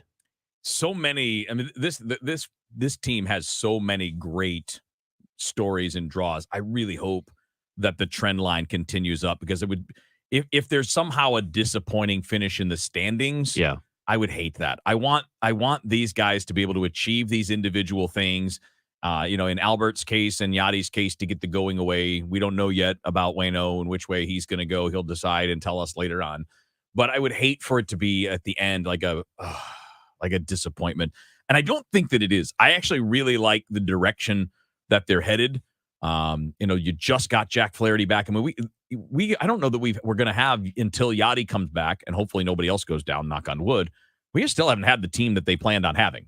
Like the team you planned on having had Jack Flaherty and Tyler O'Neill and Dylan Carlson and Yachty or Molina, all of these guys in it, and we don't have that. We had it for 2 days where you had them all, then Molina goes on the injured list. So I think there's a lot more upside to where you are, and where you are is in a good spot. And I really do think Milwaukee has serious problems, especially with the everyday lineup. Their pitching's great. We know how good the top of the rotation is, but Woodruff has been hurt. The bullpen has some really good guys, but you can't run them into the ground too often, and they're not scoring a lot of runs, which means you're going to have to rely on those guys more. I actually think the Cardinals are in position where they could, and maybe even argue should, start to pull away from Milwaukee a little bit. Well, I don't know if that's going to happen. By the time we get to the end of the season, I don't think there's going to be a pull away. I think it's still going to be pretty close. But it's an important point that you bring up, that this season, and again, I suspect the Cardinals, if they're not winning the division, are going to be right there late in September. It's good that this season is not just about Albert and Yachty and Adam Wainwright. It's good that it is about those guys, but mostly it's about winning. Mostly it's about trying to get to the postseason. That's what the skipper says. Absolutely. And I like the message. The message is, great, we're going to have fun. We want to honor all that, but we're still here to win. Yep. We want that side story, which is fun and awesome, but it's time to go to the playoffs again.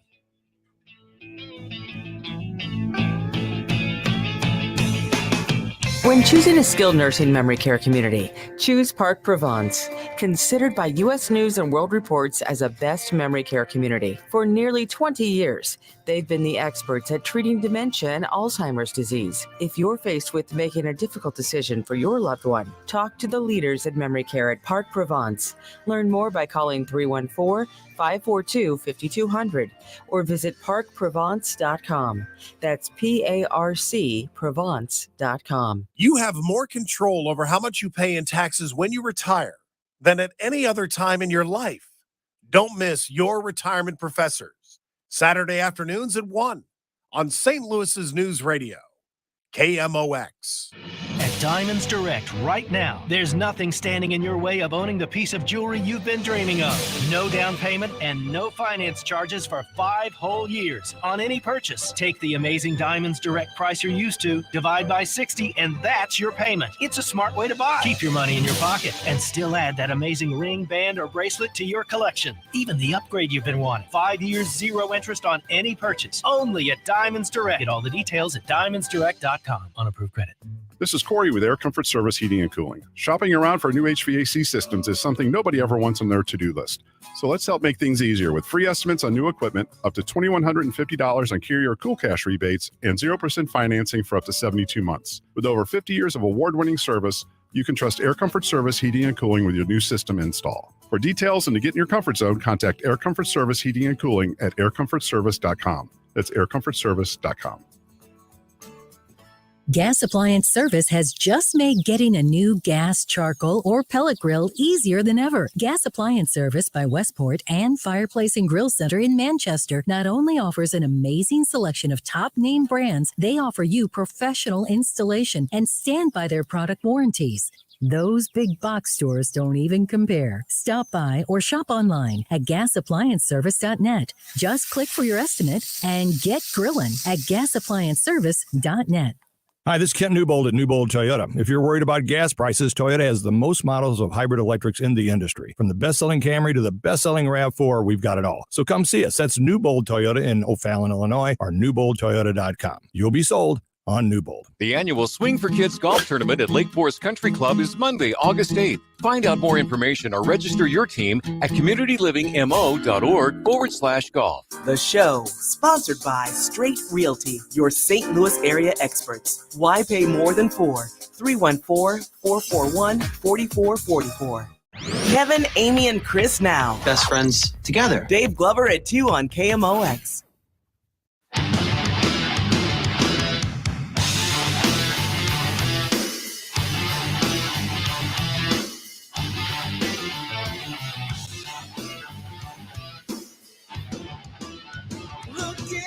Friday on the show on KMOX, at the show KMOX on Twitter. Chris Ranji, Kevin Wheeler with you here. Amy will be back on Tuesday. She's up in Minnesota to run in a marathon this weekend. And I'm sure we'll get a full update on how all of that goes when she returns on Tuesday. Ranj, I was looking at the rundown, and all that says for this segment is gamers are weirdos. Oh, my God. Are you guys weird? That's all or it is. what? And I am definitely a gamer. In two senses of the word, but actually in three senses of the word. Because, like in the playing days, I was the gamer. I was the guy, I'll bunt, I'll break up a double play. That's what in sports, the gamer is the gritty, I'm willing to do whatever for the team kind of thing, right?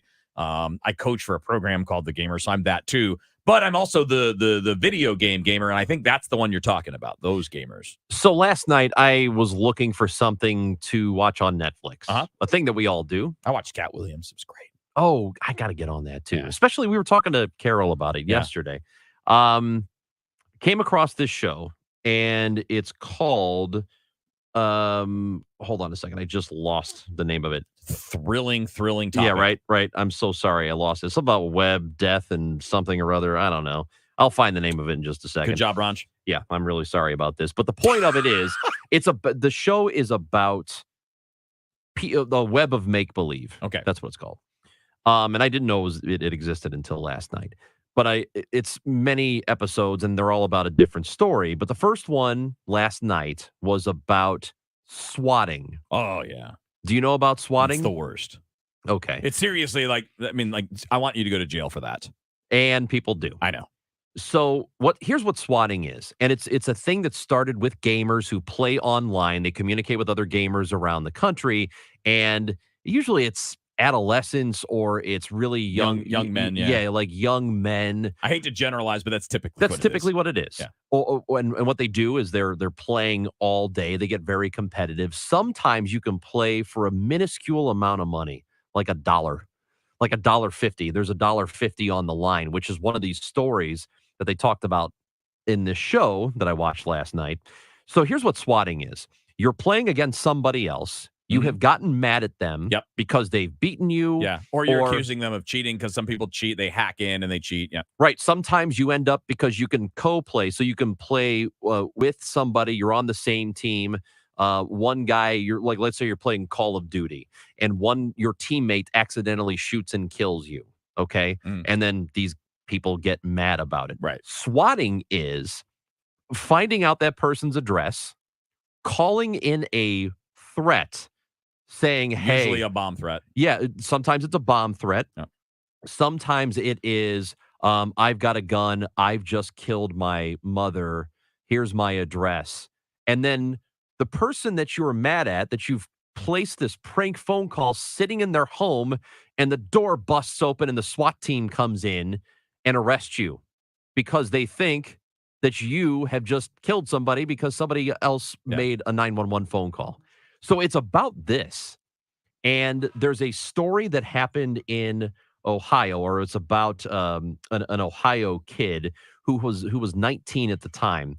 And he was doing these prank calls around the country. He was calling in bomb threats to news stations. He was calling in bomb threats to schools and to federal buildings. He did it when the net neutrality hearing was being done and they were going to vote on net neutrality a few years ago. He called that federal building a bomb threat. And in the middle of the hearing, everybody had to get up and leave, and bomb sniffing dogs had to come in.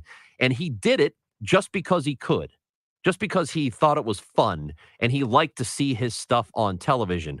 Well, there were these two other guys playing about a year later. They're playing games against each other. They get mad. And for some reason, they decide to reach out to this dude who was a serial swatter. And they give an address. This guy makes a phone call because they taunt him. They kind of goad him into doing it, and he does it. He swats. There's this guy at his house. He's about to eat dinner with his friend, and suddenly notices there are police surrounding his house with the lights. They're yelling for him to come out, and this guy's like, what's going on here? Opens the door, and they shoot him. Yeah. And they kill him, right?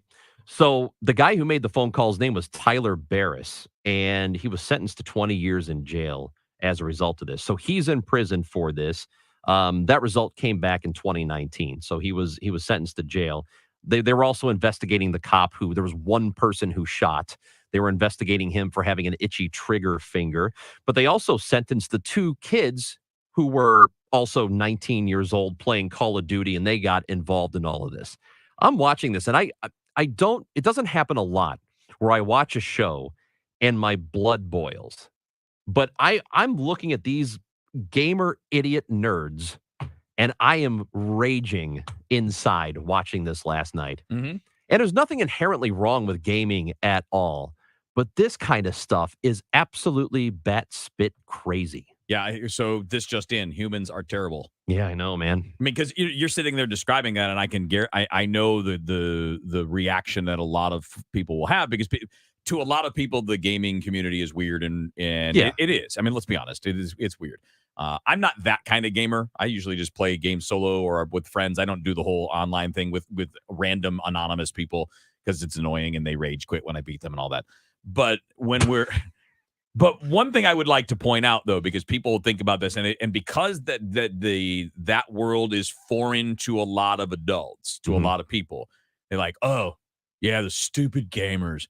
And I would like to point out that there are a lot more people who abuse things like alcohol and do terrible things than there are video gamers who do terrible things.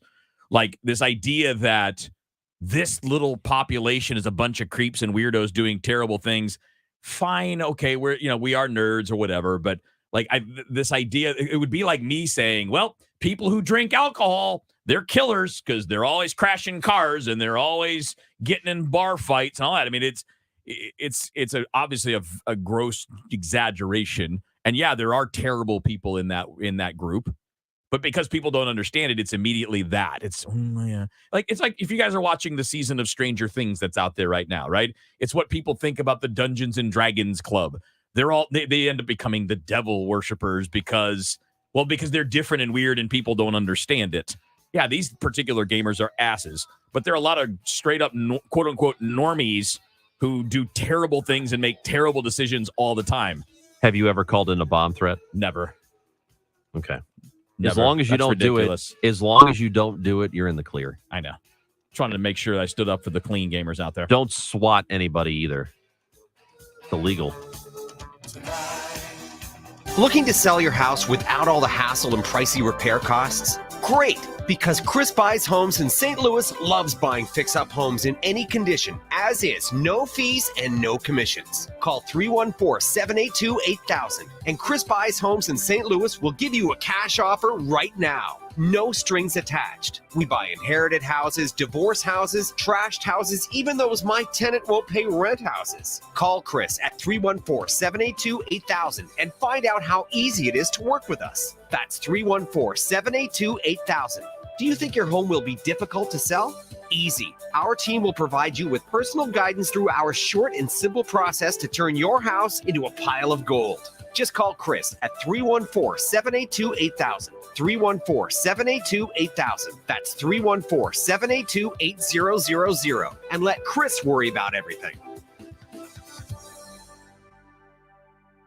Hey everyone, I'm Ron Darling. And I'm Jimmy Rollins. The official baseball rulebook is full of all sorts of strange rules. But the unwritten rulebook is even weirder. We each come from different eras, and we each were taught to play the game in different ways. In this new podcast series, we're going to break down all of the unwritten rules that govern the game, from throwing out a batter to stealing bases during a blowout. Check out Unwritten from Odyssey and MLB. New episodes start June 1st. Find it on the Odyssey app or wherever you get your podcasts. The following is a commercial announcement. There's nothing like hearing the songs you love on local radio with no subscriptions and no monthly fees. But there's a new bill in Congress that could stop the music. If passed, this bill would tax your local radio station simply to play the music you love. Text LOCAL to 52886 and ask Congress to support local radio stations. Help us keep you connected to the music, local news, weather, and traffic that you need each day. This message furnished by the National Association of Broadcasters. KMOX, KEZK, HD2, K254CR, St. Louis. The home of the Cardinals, KMOX. An Odyssey station. Caring for residents for over a century, Manor Grove is committed to making everyone feel at home. Choosing a home for your loved one to reside is an important decision and shouldn't be taken lightly. Manor Grove makes your decision easy with medical professionals and staff who care for residents like family. If you are looking for a caring and quality nursing home and rehab facility, please visit our website, manorgrove.com, and take our virtual tour. Manor Grove, over a century of caring. Welcome home to Manor Grove. Do your homework. Check us out on the Better Business Bureau and Angie's List. Hi, I'm Chuck Easter with Easter Fence Deck and Renovations. We can stand the scrutiny and encourage it. Don't just look at the ratings, but read the reviews. You'll find that we are who we say we are, a company that is focused on doing what's right every time. We never cheat, and we never cut corners. With Easter, your fence, deck, sunroom, or awning project will be completed with unmatched craftsmanship and at a fair price. Call 314-892-8500 or easterfence.com. Mid-America's most trusted source for news, KMOX. At 1 o'clock, it's sunny and 85 degrees downtown at the Arch. I'm Michael Calhoun. Our top story this hour. Early morning storms still have about 15,000 Ameren, Missouri customers and 29,000 Illinois customers without AC right now. Most of the damage being reported today involves downed trees, some very large, some blocking roadways. In fact, a car reportedly drove into one of them on St. Clair Avenue. One large tree fell on a house in Carlinville. A large shed was damaged in Greenville. A large tent damaged in Kimmswick. In Alhambra, a large garage door was blown in. And in Granite City, a large tree came down onto a car. Indian Creek Marina at Mark Twain Lake sustained some damage. The marina is asking people to stay away. It says it'll notify the few slip owners who may be affected. So far, no injuries have been reported. Brian Kelly, KMOX News. The FDA authorizes the first COVID-19 shots for infants and preschoolers during a meeting of CDC independent advisors. Dr. Sarah Long says she's struck by the numbers of COVID-19 deaths in kids 5 and younger. These very clear data should just decimate the myth that this infection is not life-threatening in this age group.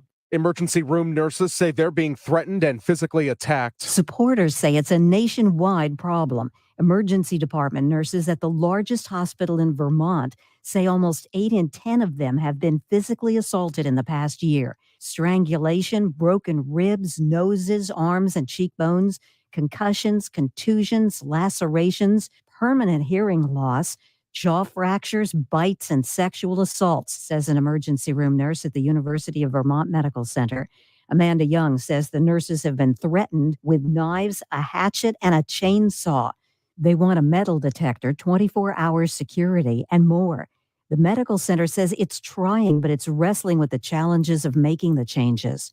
I'm Rita Foley. A Ferguson man is shot and killed in his home by someone outside. The Major Case Squad is investigating. This is Kevin Killeen in Ferguson. This ranch house is not peppered with bullets. It's hard to see that there was a shooting here, but police say shots were fired in front of the home around 2 a.m.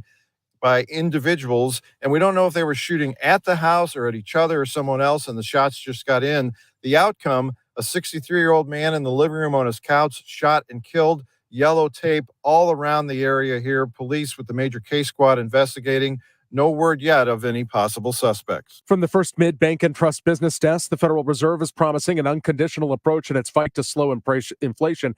CBS business reporter Jason Brooks. Just 2 days after its biggest rate hike in nearly 30 years, the Fed issued its semi-annual monetary policy report to Congress and said the central bank's goal is to restore price stability in the U.S. economy as inflation soars at its highest level in 4 decades. While the Fed didn't elaborate as to what unconditional means, it said that price stability is necessary for sustaining a strong labor market. Market fears are rising that higher interest rates will send the U.S. economy into a recession, and the stock market has reflected those worries, with the S&P tumbling into bear territory. The Dow from Stifel is up 110 points to 30,037. There's debris on 70 West before Grand. The center lane is closed. Debris 6440 West past Route K. The right lane closed. Stalled vehicle 270 South before Olive on the right shoulder. Mostly sunny skies making the return as we go through our afternoon. Pretty nice afternoon. The high temperature should be hanging around 90 degrees. The humidity is going to slowly drop off this afternoon, but still kind of humid. Tonight, clear, nice. Less humid air takes over. 68 for the low. Evening temperatures dropping through the 80s. Saturday, sunny, nice, low humidity. Gorgeous day on Saturday. 89, 90. Saturday night, clear skies. How about a drop to 60 degrees Saturday night? Sunday for Father's Day, sunny, 89, 90. But it all comes back Monday, Tuesday, Wednesday of next week. I'm meteorologist Dave Murray for the Voice of St. Louis, KMOX. It's sunny and 85 in Florissant, 85 in St. Peters, and 85 downtown at the Arch. Feels like 90. I'm Michael Calhoun, KMOX News. The show, sponsored by Straight Realty, your St. Louis area experts. Why pay more than 4? 314-441-4444.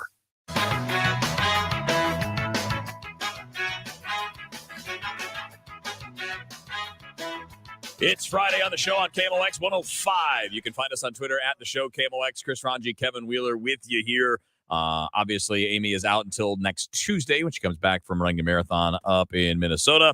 And at this time on Fridays, we welcome in our good friend Mike Claiborne. First of all, Claibs, thank you for jumping in, man. How's the week been? You been doing all right? It takes that long to run a marathon? Days, yes. Mm-hmm. No, I think it's just the process of travel and then coming back and then. Well, I feel like I can do it then because I would be walking. Yeah. Well, Well, it take also me that long to walk 26 miles. she ran to Minnesota first. Then is going to run the marathon, and then she's running back. Well, why don't we get her a car ride home? Yeah, I we'll work think on that. that'd be good for her. I'll send an Uber. Well, she's going to run straight to the station, like to go to work on Monday. We had to talk her out of that, actually, to get her to recover and do all that. So, again, Amy will be back on Tuesday. Claims, we'll talk a bit about Cards Red Sox and that stuff in a couple of minutes. But a couple of things I think are a big deal. We played some highlights earlier from Jack Buck. Obviously, tomorrow is the 20th anniversary of his passing. And, you know, when we played this 2-minute highlight reel of some of his greatest calls, you know, we're thinking about it. We actually talked about it, like every one of these could be everyone else's signature moment. and he had those and so many more. Yeah, he did. And, you know, as I rattle my brain about the ones that really stood out, his timing was just so good, man, when it came to the big moment. I think my favorite was the Jack Clark home run in L.A. against the Dodgers. Adios, goodbye, and maybe that's a winner, a World Series winner, something to that effect. Yep. And I think the suddenness of the call was something. I'll tell you though, where I think he was even better is when he would do the pregame show and he would interview different people. It wouldn't make a difference, you know, whether it was a player or a coach or just somebody he just saw in, you know, that he knew. And I never forget, we had a guy named Mark Littell who gave up a long home run the previous night. I mean, they may have just found the ball. And he said that Jack talked to him the next day and he said, well, what pitch was that? He said, well, it was a slider. He said, yeah, it slid a long way. And just kept going. I mean, it was, and so, I mean, he had that witty sense of humor. I think he's one of the best interviewers I've ever heard. That's what we were talking about too, is that everybody thinks of him as an announcer, a great play-by-play baseball announcer, one of the best of all time. But I don't think enough people are not that they're not aware, but they don't highlight that talent of his. What you were talking about is to make somebody comfortable and get a terrific interview. Yeah, and he was so good at it. And that's a great point you make, Chris, about making people comfortable. He kept it loose, but if he had to ask a tough question, he could ask it. And I think people respected him for it because he was a guy that gave a person as much comfortability as he could possibly provide. So he was great, man. I mean, we miss him. I know people still remember the great calls, and he'll always stand out for me as I had a chance to really know him back in the day, and he did a lot of things for me away from the microphone that I won't ever forget. And Ron's described this really well earlier. But this weekend, 20 years ago, actually this coming week, really was a terrible week for Cardinals fans and for Cardinal Nation. You lost Jack. Yeah, Buck, we lost Darryl Kyle. Kyle right after that, and of course, all of that was not too far removed from 9/11. I know people, when you think about it, it's hard to believe all of that is 20 years ago. By the way, but definitely a time period I don't think people forget. No, you really don't. And we were in Chicago on the day Darryl Kyle died in Chicago, and that was a day that Joe Girardi got fired. And I'll never forget Joe Girardi coming out on the field at Wrigley Field announcing there wouldn't be a game that day. It was a Saturday, and ironically, he gets fired. Zach Thompson makes his major league debut that weekend. He's the first guy to wear number 57 since Darryl's passing. So, yeah, all those things kind of link together. And I think we go through that in our lives from time to time where something will stand out. And I think it happens half a dozen, 20 times in a person's life where there'll be things that kind of like all of a sudden the dots are connected. And I think we kind of knew toward the end of Jack's life that was coming. I mean, he had some health issues that he was dealing with, some serious health issues he had been dealing with. So it wasn't like it was a total surprise. But when somebody like that, who's been a fabric of, and for me, my entire life, he was part of the Cardinals and a huge part of the Cardinals. You're just not prepared for it when it does happen. No, you think you're prepared, but when it's over, there's an empty feeling that you feel like, man, I wish I could have him back for one more day or one more hour or whatever. And then you have to start to figure out how do you move forward when you lose somebody who's had that sort of impact. And I think even in sports, the voice of a team that is kind of like a part of your family, because you know all the cliches, you know what they're going to say, you know how they set the table, and then all of a sudden they're gone and you feel like a part of you is gone. That's a really good point. Mike Claiborne is with us, doing his regular hit with us on a Friday. Obviously, Cardinals and the Red Sox start a series tonight. We'll talk a bit more about that in our next segment. But the other thing, Claves, another weekend anniversary, if you will, is the 50th anniversary of the Curt Flood case. And I think fittingly, tomorrow night, the History Channel has a documentary that's going to delve into how guys like Bob Gibson and Bill White and Curt Flood continued to impact the sport. And in fact, they're calling this After Jackie. And this documentary is being produced by the group that's run by LeBron James. It's a 2-hour documentary about how those three kind of kept up the fight in different ways following what Jackie Robinson did.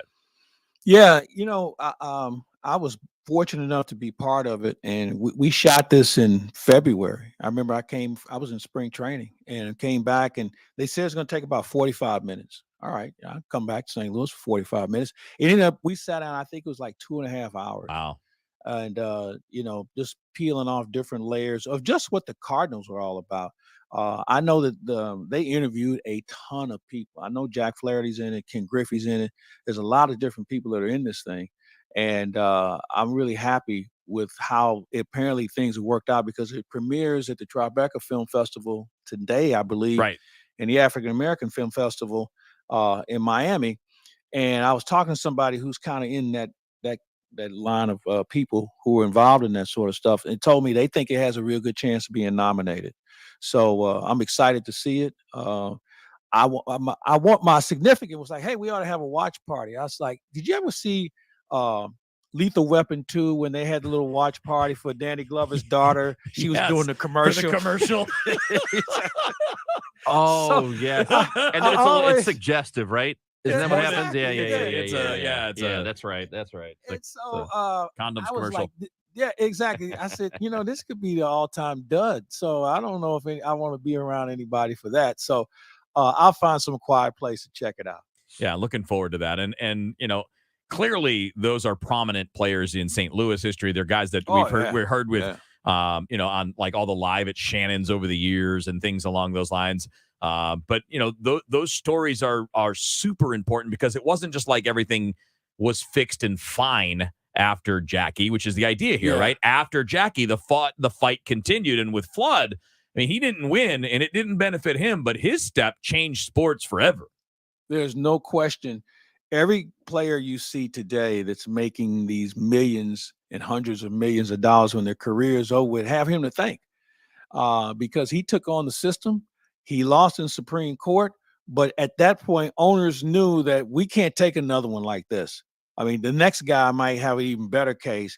So they all smartened up and they created free agency and some other things that came along. And Andy Messersmith was, I believe, the first guy to experience free agency. In 3 years later, So, what he has meant to sports, is incredible. And you know what? I think it's more than just sports because now that people, when they have their contract term come up in their own jobs, they have, the ability to go elsewhere with no limitations except when you're in the TV business and you have to have that 6-month layout. But, bottom line is it really gave, the non-compete. But now you see people who move from career to career, or job to job across the street and work for another company because they are what we deem free agents. And it's something that we never heard that term before Curt Flood came along. And all the things he dealt with and it took a toll, obviously, on him and his career and his life. But it was something that we shouldn't really forget. And I know if you ask 99% of the athletes in professional sports, you ask them who Curt Flood is, they wouldn't have any idea. And see, that's really the amazing thing because of what he did, how it changed life for every professional athlete after him. That there's a lot of courage there to do what he did because, well, for a number of different reasons. But one, he really didn't reap the benefits of it. No, he didn't. Yeah. The only thing he got, they name an award after him for the Players Association. And when he was running a Boys and Girls Club out in Oakland, there were a couple of pictures. Mike Norris was one, and maybe Dave Stewart. Every win they had at that time, they would donate $500 to the club. Okay. But there was nothing for Curt Flood when it was all said and done.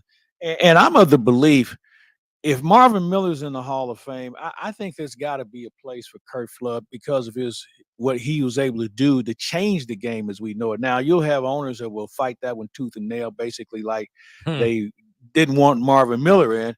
But these two guys were game changers. I mean, they were ultimate game changers as far as how we look at labor relations and how we look at players getting paid and everything else that comes with it.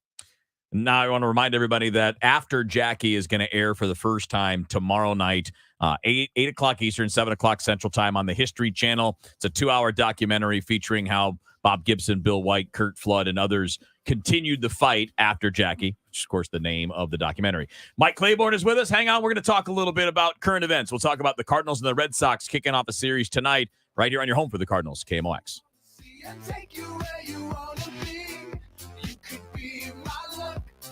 For everything online, it's Odyssey.com.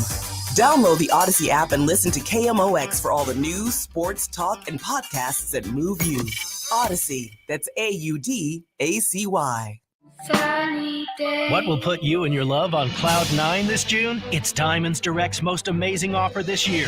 Right now, for a limited time on any purchase, get the best price, pay nothing down, and get 5 years zero-interest financing. If you've been swooning over that $5,000 designer ring, right now it's only $85 a month. $3,000 diamond studs, just $50 a month, and they're yours. Don't miss this special limited time financing event exclusively at Diamonds Direct. Get details and more at diamondsdirect.com. Unapproved credit. Men, if you suffer from erectile dysfunction or PE, experience the Paramount Men's Medical Center difference. I'm Dr. Schwartz. To help you last longer in the bedroom, Paramount Men's Medical Center offers custom blended medications with men lasting 30, 60, 90 minutes or longer. And it's affordable. Experience the Paramount Men's Medical Center difference. See results on first visit guaranteed or your exam is free. Call 314-720-8081. That's 314-720-8081. Hey guys, Glover here, and I see clearly thanks to Doctors Birdie and Malhotra, and you can too. Go to youridoc.com today or call 314-966-5000. It's easy to think all money managers are pretty much the same, but at Fisher Investments, we're clearly different. different. How? You sell high commission investment products, right? No, Fisher Investments doesn't sell any commission-based investment products. Well, you must earn commissions on trades. Nope, never at Fisher. We're a fiduciary, obligated to act in our client's best interest. It's the highest standard of care for a financial advisor. How do you know what's in their best interest? We get to know our clients and then tailor a portfolio based on their goals and needs. But you probably sneak in some hidden and layered fees. No, we have one transparent management fee structured so we do better when our clients do better. Wow, you really do look out for your clients. That's because our top priority is helping them achieve a comfortable retirement. It might be why most of our clients come from other money managers. Visit FisherInvestments.com to find out why investors like you switch to us. Fisher Investments. Clearly different money management. Investments and securities involve the risk of loss. Hey guys, Glover here with my friends at Zero Res. This month, Zero Res is offering a 3-room special starting at just $129 plus a free room of fiber protectant and $75 off air duct cleaning. So every year, the average home takes on 40 pounds of dust and dirt and pet dander and dead skin cells, all the nastiness of life. And it's not good for anyone, but it's especially bad if someone in your family suffers from allergies or asthma or COPD or is in some way compromised. So the Zero Res 12-step professional source removal process guarantees your home will be clean to the absolute highest standard. Check out our 3,900 rave reviews, 4.9 Google rating. No one has that. We do. That's 3 rooms, Zero Res clean, starting at just $129 plus $75 off your air duct cleaning plus 1 room of fiber protectant when you call 314-474-2020 or log on to ZeroResSTL.com. Trusted information, live and local. From the award-winning KMOX newsroom.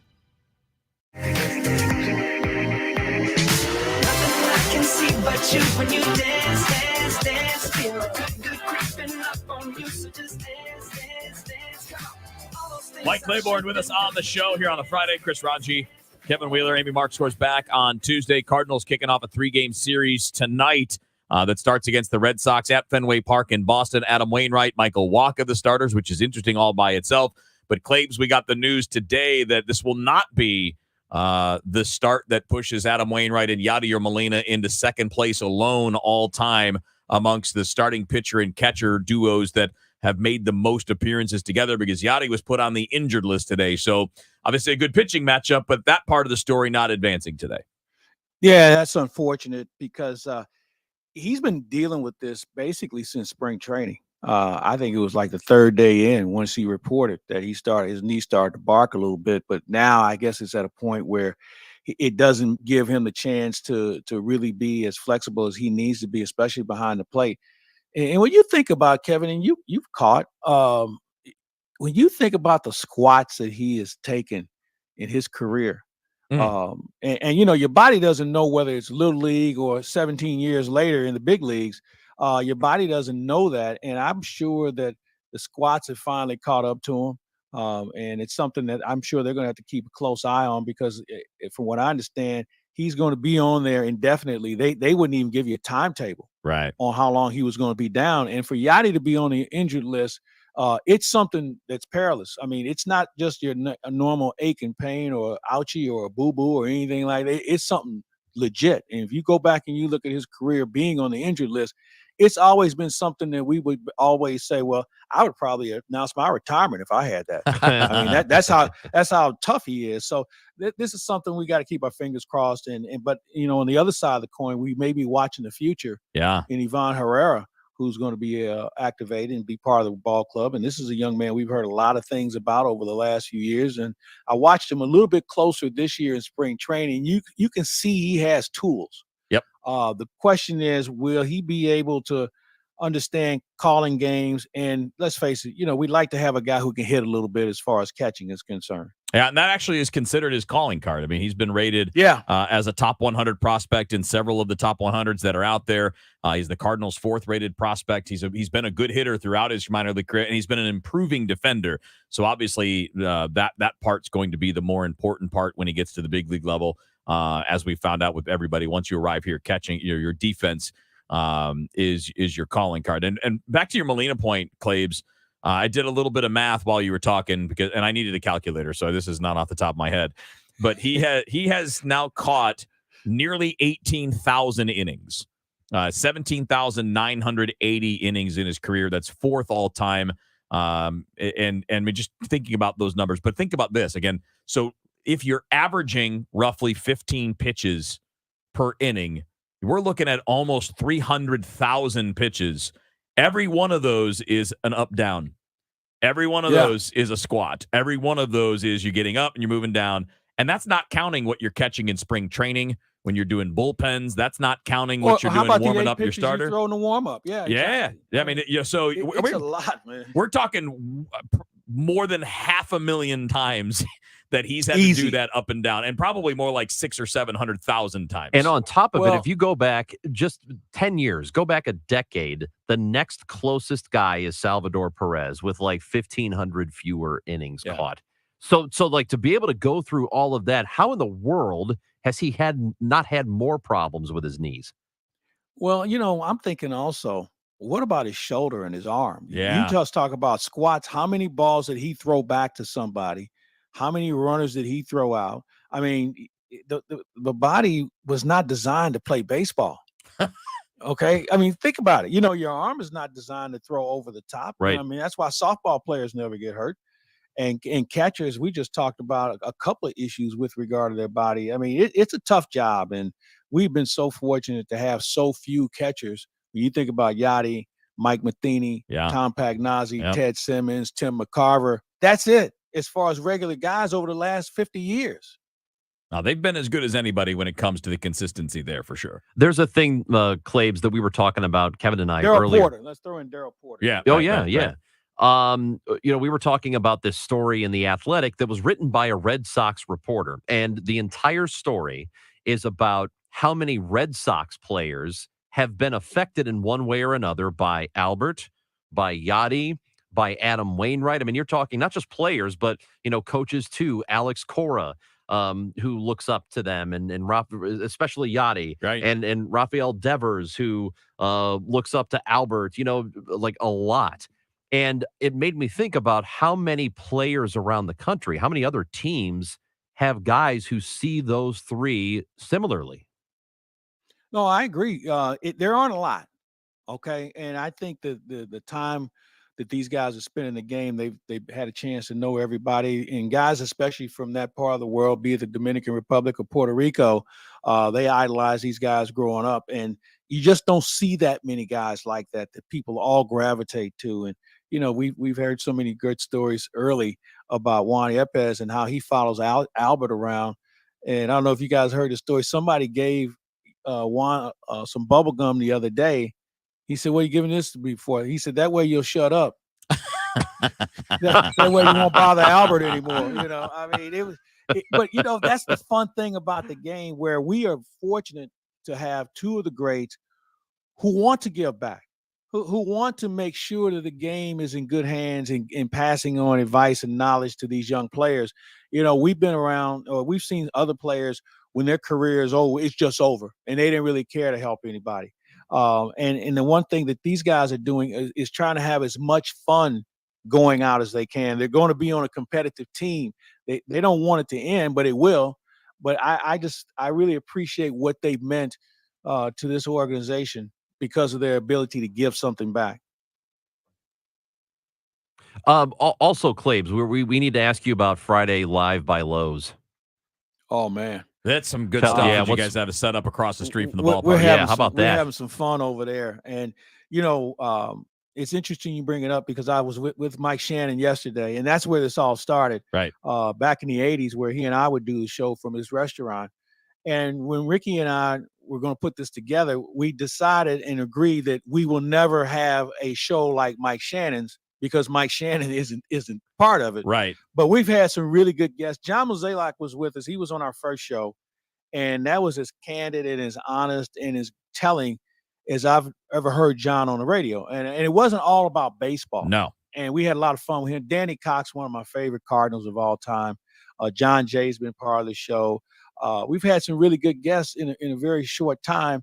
I believe Brendan Ryan's going to join us this Friday night. And for anybody who remembers him, Tony La Russa kind of put the mojo on Brendan Ryan. We were at the Cauliflower Air Dinner one year, And Tony said Brendan Ryan's the best shortstop he's ever managed. So it was kind of like another salvo at Ozzie. You know, wait a minute. You wrote Ozzie's name down in the lineup, but you're going to tell me Brendan Ryan. But I will say this. Brendan Ryan was the second best shortstop I've seen.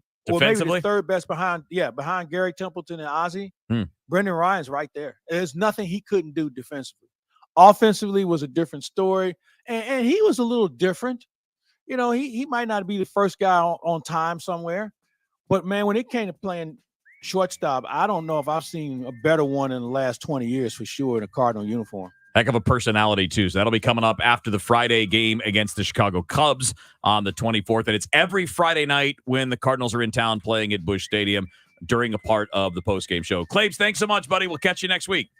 Have a great weekend, everyone. Going to try. Looking forward. Cardinals and Red Sox, by the way, coming up tonight at 6:10 here on KMOX. If you filed a tax extension in April, don't wait until it's too late to handle your tax issues. Hi, this is Lance Drury with the Drury Law Firm. Every year, thousands of Missourians file extensions when their taxes are due in April. But what people don't know is the extension only moves your deadline to file your return, not to pay your taxes. So if you didn't pay anything back in April, you could now owe taxes plus interest plus penalties. You think you bought yourself time, but really you've just added to the total bill. If this sounds like you, call the Lance Drury Law Firm today. I am a local tax attorney with an A+ BBB rating, and I will meet with you right away to help handle your tax problems quickly. The deadline to file your return after an extension has already passed, so call the Lance Drury Law Firm now before it's too late. Remember, if you have IRS issues, you have legal issues. Call attorney Lance Drury, 314-260-6120, or go to LanceDruryLaw.com. The choice of a lawyer is an important decision and should not be based solely upon advertisements. Have you ever gone to the grocery store hungry? Big mistake. Next thing you know, you're in the kitchen unloading all this stuff you didn't need, saying, "What did I do?" It's kind of like someone going into retirement without a plan. Steve All at the All Financial Group is here to help. He offers a complimentary retirement review. So instead of saying, "What did I do?" you can say, "Here's what I'm doing." Call 636-230-8824 and get more details online at yourmoneymattersstl.com. Investment advisory services offered through All Financial Group, LLC, a registered investment advisor. Insurance and annuity products offered through Stephen All, Missouri license 8039738. At 1:30, it's sunny and 86 degrees downtown at the Arch. 6 young men and a young woman were robbed at a small Midtown St. Louis park last night by 2 men with handguns. The victims, ranging in age from 17 to 22, were in Chambers Park at school in Compton at about 11 o'clock when the suspects got out of a car and ordered them to the ground. One victim ran and avoided getting hit by the gunshots fired at him. 4 of the victims were pistol whipped. The suspects took several items, got back in their car, and drove off. It's St. Louis City Police Chief John Hayden's final day on the job. He's retiring after 35 years with the department and 5 years as chief. SLMPD plans a retirement ceremony outside their Olive headquarters this afternoon. The fast-growing legal sports betting industry is extending its reach to the middle of the ocean. BetMGM and Carnival Corporation announced a deal today to put sports books on more than 50 U.S.-based cruise ships. Emergency vehicles on 70 West at the Missouri River. The right lane is closed. And on 364 West past Harvester on the right shoulder. Stall 55 North past Loughborough in the right lane. And a crash 340 West at Woodcrest Executive Drive. The center right lane is closed. Dave Murray says high of 90 today. Overnight tonight, the low 68. For tomorrow, pretty nice. Less humid. High of 89 to 90. It's 86 at the moment downtown. Feels like 91. I'm Michael Calhoun, KMOX News. Driven by the Bomarito Automotive Group, the voice of St. Louis, KMOX. When you want a brand new kitchen, there's nothing to it.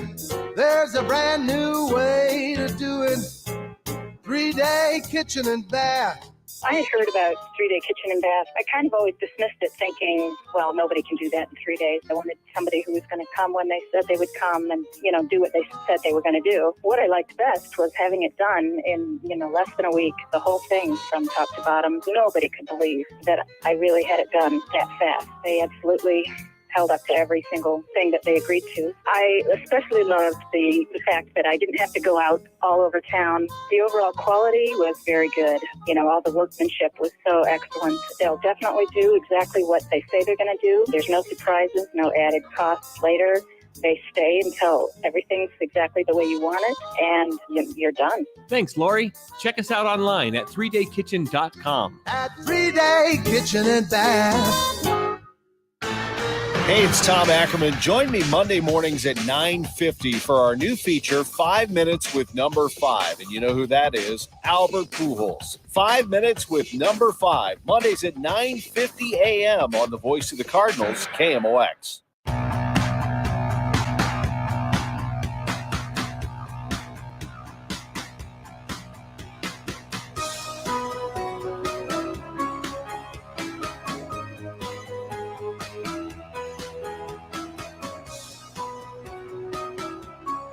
March back in on the show, getting you ready for the weekend. Chris Ranji, Kevin Wheeler with you here. Amy will be back on Tuesday. Ranj, we didn't get to this earlier, but I wanted to because I don't know if this is hilarious, if it's sad, if it's scary. I'm not really sure what to make of it. But today was a big speech day for Vladimir Putin. This was something planned in St. Petersburg. Oh, good. This was going to be this is a kind of a highly touted speech, if you will. Now it got delayed because hackers apparently caused some issues for them, so it caused a 90-minute delay, which made me chuckle. But I want you to I'm going to read to you a couple of things that old Vlad had to say, and just I want to get your reaction. So we'll do them together. I want to do them both because they're kind of tied together. But he's explaining, what's going on in Ukraine, why they're there, and all of that. And tell me just if you notice a theme here, okay? So he's talking about the United States in the first part of this. He said, when they won the Cold War, the U.S. declared themselves God's own representatives on Earth, people who have no responsibilities, only interests. He said they've declared those interests sacred. Now it's one-way traffic, which makes the world unstable. And he went on to say, they live in the past on their own, under their own delusions. They think that they have won, and then everything else is a colony, a backyard, and the people living there are second-class citizens. And he went on to say that he's blaming the rest of the world, especially us, for quote unquote forcing their hand when it comes to their special operation in Ukraine. What I thought was funny, and see if you thought the same thing, what I thought was funny about a lot of that is, sounds like he's describing his own country. Not that they won the Cold War, but that they kind of live in the past. Yeah. Yeah, he's living at a time where the territories and the countries he's talking about weren't their own countries, and he doesn't like that. He believes in the old Soviet Union and leading up to it. It's interesting what you're describing, and as you were telling me what he said, his exact words, there's a term in psychology. Maybe you've heard of it, maybe you have not. It's called projection. Mm-hmm. You ever heard of projection? I kind of accused you of that yesterday when I said every one of your accusations is actually a confession. What was that about? I said that on Twitter. I don't know, but I said that on Twitter, and you didn't answer, so I figured you agreed. No, I'm very aware. But that's kind of what it sounds like here to me. It's 100% projection. Yeah. And what's really sad about this, other than the thousands of people who are dying needlessly over a really stupid invasion that is not really benefiting anybody. I mean, I suppose it's benefiting him personally in some way. It's not benefiting the rest of the world, and I'm not sure it's even really benefiting Russia itself. But what he is doing, this is classic projection. That is exactly what this is. I mean, everything that he's accusing the West of doing, and to an extent, we might do some of this. We might be guilty of some of this, but he is actively participating, and the sole reason any of this is going on right now. So he's a liar.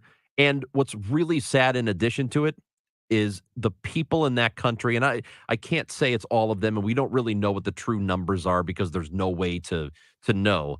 But a lot of the people there aren't getting the reality. They're not hearing the reality because they have state TV. Yeah. They have state media. Right. They don't know what's going on there. They think there is an actual liberation operation. Yeah. They think Ukraine's full of Nazis. Yes. Which is not true. And Ukraine has had legitimate issues with corruption over the years. But And it's Russia not, hasn't, though, well, and we haven't. Of course, we yeah, haven't. but even if you have corruption, that does not mean No. you should be invaded. No. You're a sovereign nation. You should not be invaded by a neighboring country because they don't like your existence. Yeah, and what was when I'm reading these words, and again, look, there are valid criticisms of our foreign policies. I mean, I think Absolutely. even some of our allies have valid criticisms of foreign policies. That's not the point here. The point that I'm making is not we're perfect. That's not it at all. What's interesting is that all of this is being used as a justification for killing people. Right. Lots of people. And it's not we're defending ourselves. It's not and well, to a degree they are using it that way, right? Because they're saying that any type of movement that could bring Ukraine into NATO would be considered a threat to them because now NATO is now their neighbor as opposed to being once removed with a buffer, right? And in olden days, I think that would be a valid concern.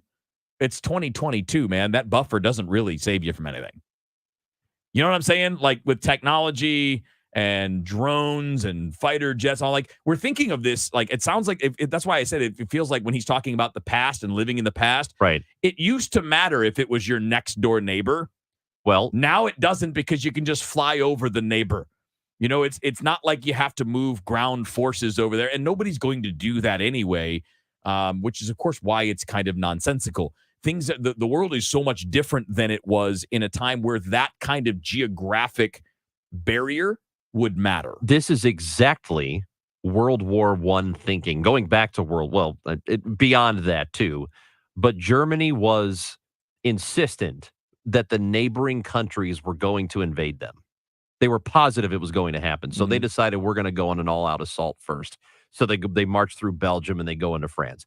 In World War I, because they were certain these countries were going to invade them, and they had no intention of doing that. And Russia is playing a very similar, I don't want to call it a strategy, but it's a similar mindset where they think, Ukraine's going to join NATO and these other countries are going to join NATO and then invade us. No one wants to invade you.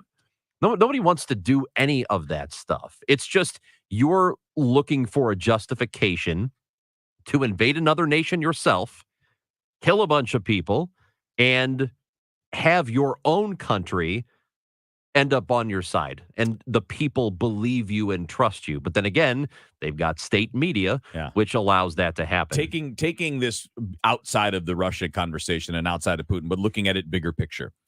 Because we hear a lot about, World War III or how that could play out. I almost wonder if that kind of era is just over because there are so many other ways to defeat an enemy that are more effective, that don't require you putting your own troops in harm's way, that don't require you to blow things up. I mean, and we're talking about infrastructure attacks. We're talking about internet and the use of disinformation, which Russia loves. Sure, they do. love disinformation, and this is kind of my point. And it works. Like, so we're arguing about an old way of fighting when the new way of fighting has already been going on. And by the way, again, the more effective way, the more damaging way. I mean, how many more?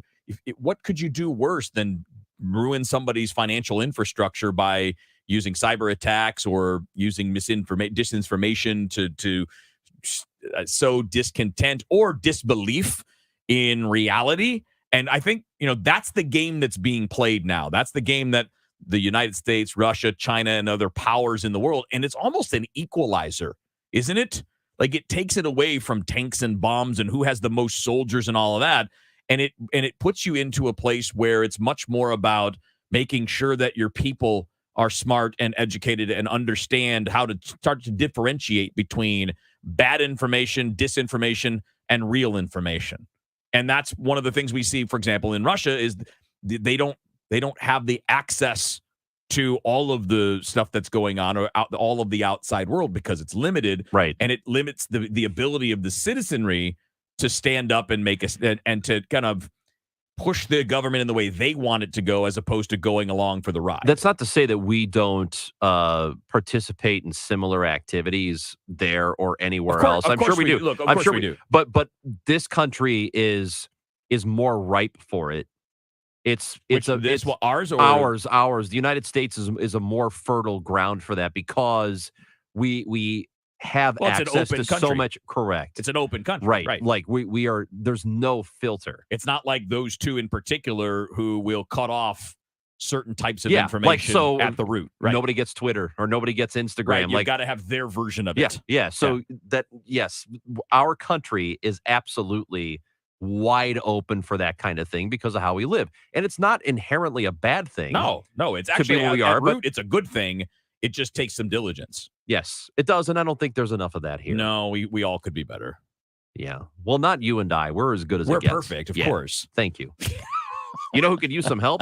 Producer Dave. Yeah, he's got to deal with us though. Oh, well, That's probably not he easy. He could do worse. I guess he could. It's Chris Raji, Kevin Wheeler with you. We're going to send you into the weekend next up here on the show. Looking to sell your house without all the hassle and pricey repair costs? Great, because Chris Buys Homes in St. Louis loves buying fix-up homes in any condition, as is, no fees and no commissions. Call 314-782-8000, and Chris Buys Homes in St. Louis will give you a cash offer right now. No strings attached. We buy inherited houses, divorce houses, trashed houses, even those my tenant won't pay rent houses. Call Chris at 314-782-8000 and find out how easy it is to work with us. That's 314-782-8000.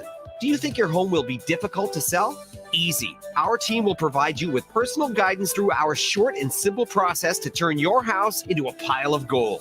Just call Chris at 314-782-8000. 314-782-8000. That's 314-782-8000. And let Chris worry about everything.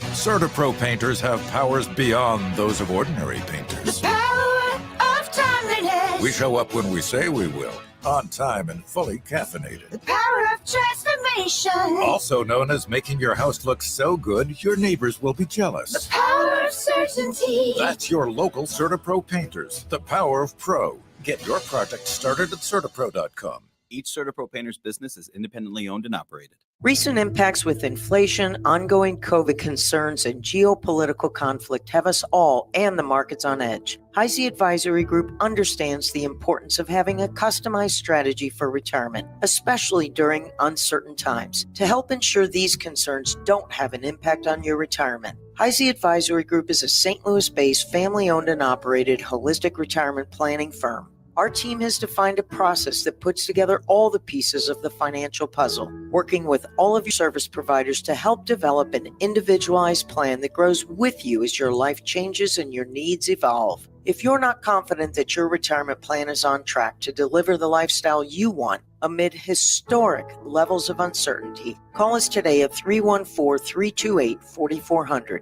That's 314-328-4400. Investing involves risk, including the potential loss of principal. Firm provides insurance services. Investment advisory services offered only by duly registered individuals through A Wealth Management, LLC. Something extraordinary is happening right now at Diamonds Direct. You can make any purchase, pay nothing down, and get zero interest financing for 5 whole years. Imagine a $10,000 designer ring or diamond bracelet for less than $170 a month. Zero down, zero interest for 5 years on anything. You can't miss this limited time offer. You can finance the entire purchase price, including the sales tax, now through June 30th at Diamonds Direct. Get details, store hours, and more at diamondsdirect.com on approved credit. Make a difference in the lives of people with disabilities. Become a direct support professional at Community Living, starting at $18 an hour. Go to communitylivingmo.org/careers. The show, sponsored by Straight Realty, your St. Louis area experts. Why pay more than 4? 314-441-4444. You know that new sound you're looking for? Well, listen to this. The show on KMOX.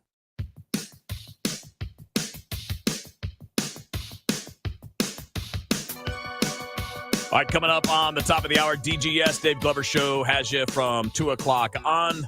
Obviously, we'll be back at this again on Monday here on the show on KMOX.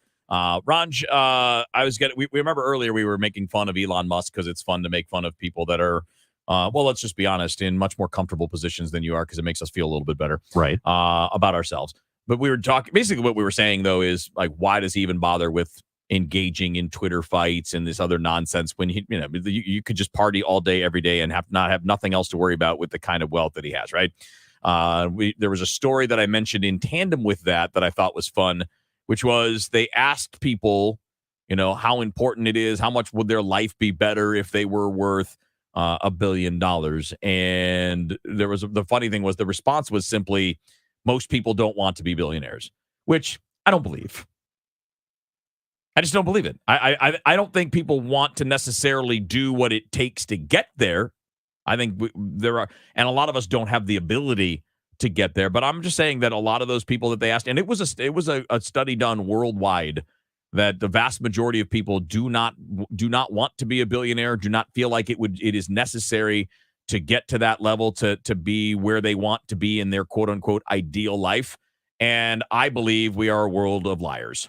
So what you're saying is, if the show was actually Who Wants to Be a Billionaire, no contestants would sign up? Of course not. No. I mean, the idea is not that nobody thinks that way. It was that the majority of people don't see that as what would make up their ideal life. And I think some of it may be just a realism setting in, right? I mean, most, like 99.9% of people are not going to be billionaires. So, when you look at it that way and you say, like, yeah, what, even minus that, I'm pretty happy. Things are good. I have a good time on the weekends. I have a comfortable life. I have a good job, friends, whatever. I mean, I think there's a realism that sets in there. I still think people are kind of BSing when they say they don't want that. I don't know if they're BSing. I just don't think they're really thinking this through.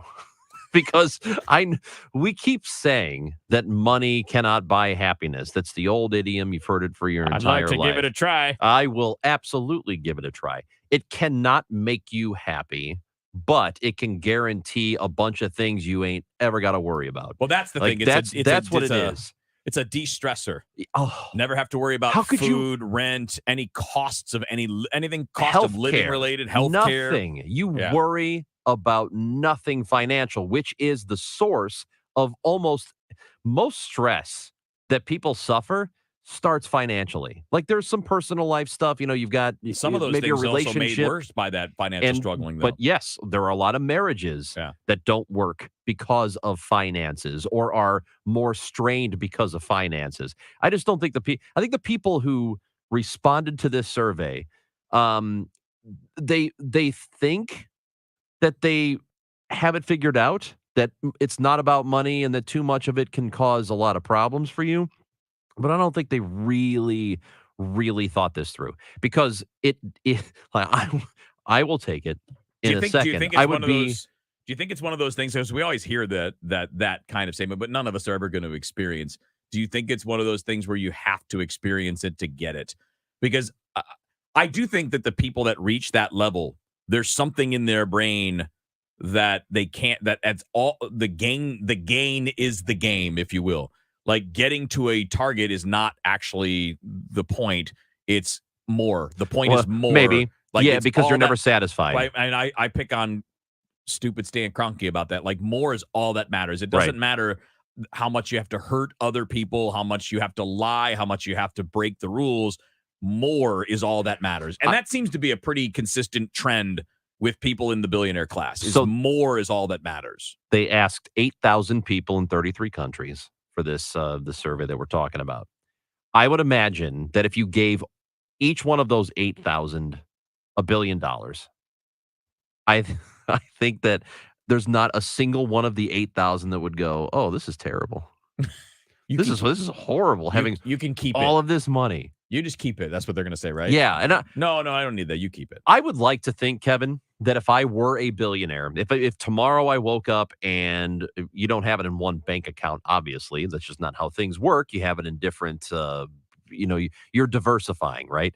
So I've got $1 billion all in one pile. You just want one big pile in one room. No, that's a bad idea because then the Joker could burn it.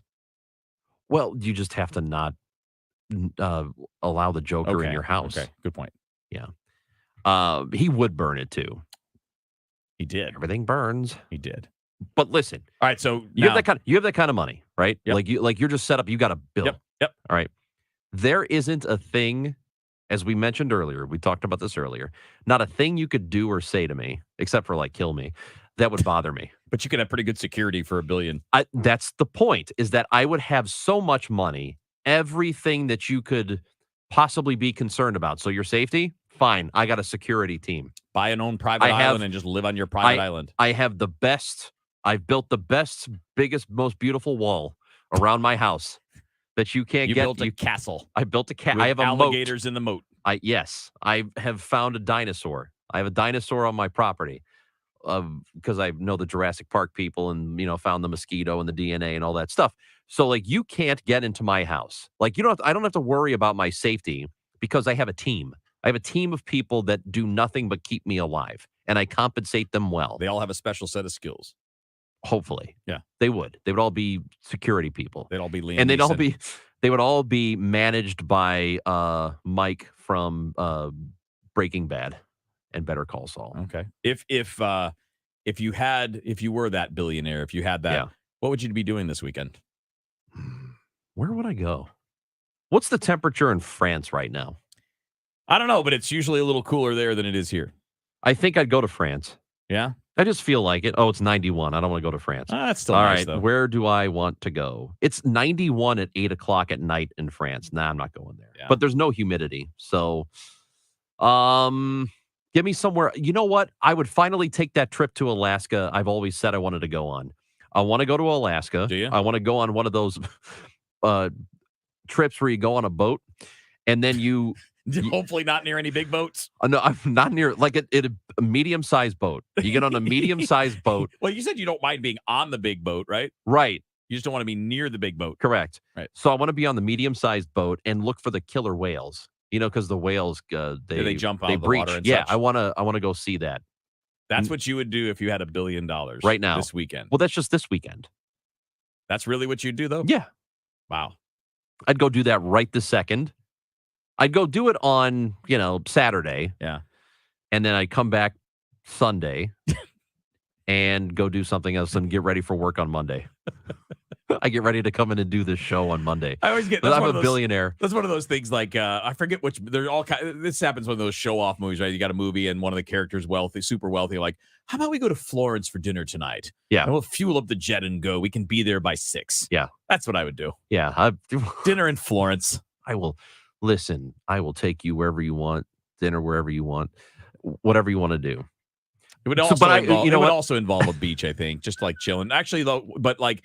I can't do the beach thing like I just sit there. So it's like jet skis or something fun. I was thinking of a friend of speedboat, maybe. I was thinking of a friend of mine who was dating this guy. This was years ago. She was dating this guy, just a real deadbeat. And one time he said something to her like, you know what? Whatever you want. Let's just go on a trip. We'll go wherever you want. Don't even pack a bag. We'll just buy whatever you want whenever we get there. And she goes, dude, you stole my bus card last week. Like, you're not taking me anywhere. Like you took my public transit card. You think you're gonna take me on a trip? You don't have money to ride the bus. But what he didn't say is that she would pay for it. Right. But yes, I would do this. I would go watch the whales. I'd come back, and I would be at work on Monday, bright and early. If you had $1 billion? Yeah. And you know what, Kevin? I would accept no pay. I would accept no money, and I would insist that my current salary be given to somebody else here in the building. Me? Not you. Dang it. Somebody who needs it. Yeah, that's true. Did I tell you I have a house? To Dave. I would give it to Dave. There you go. Give it to producer Dave. I give it to somebody who's unemployed. Dave's employed, so he doesn't get it. All right, Ron. Have a good weekend, dude. You too, buddy. Enjoy Alaska. We're having dinner in Florence tomorrow night. I'll see you Monday without my billions. Florence, Kentucky, unfortunately for me. Right. Stick around. DGS coming up next. Have a great weekend. Sure, we all love to have a clean home, but what about the things that you can't see that are making your home dirty? I'm talking about germs, bacteria,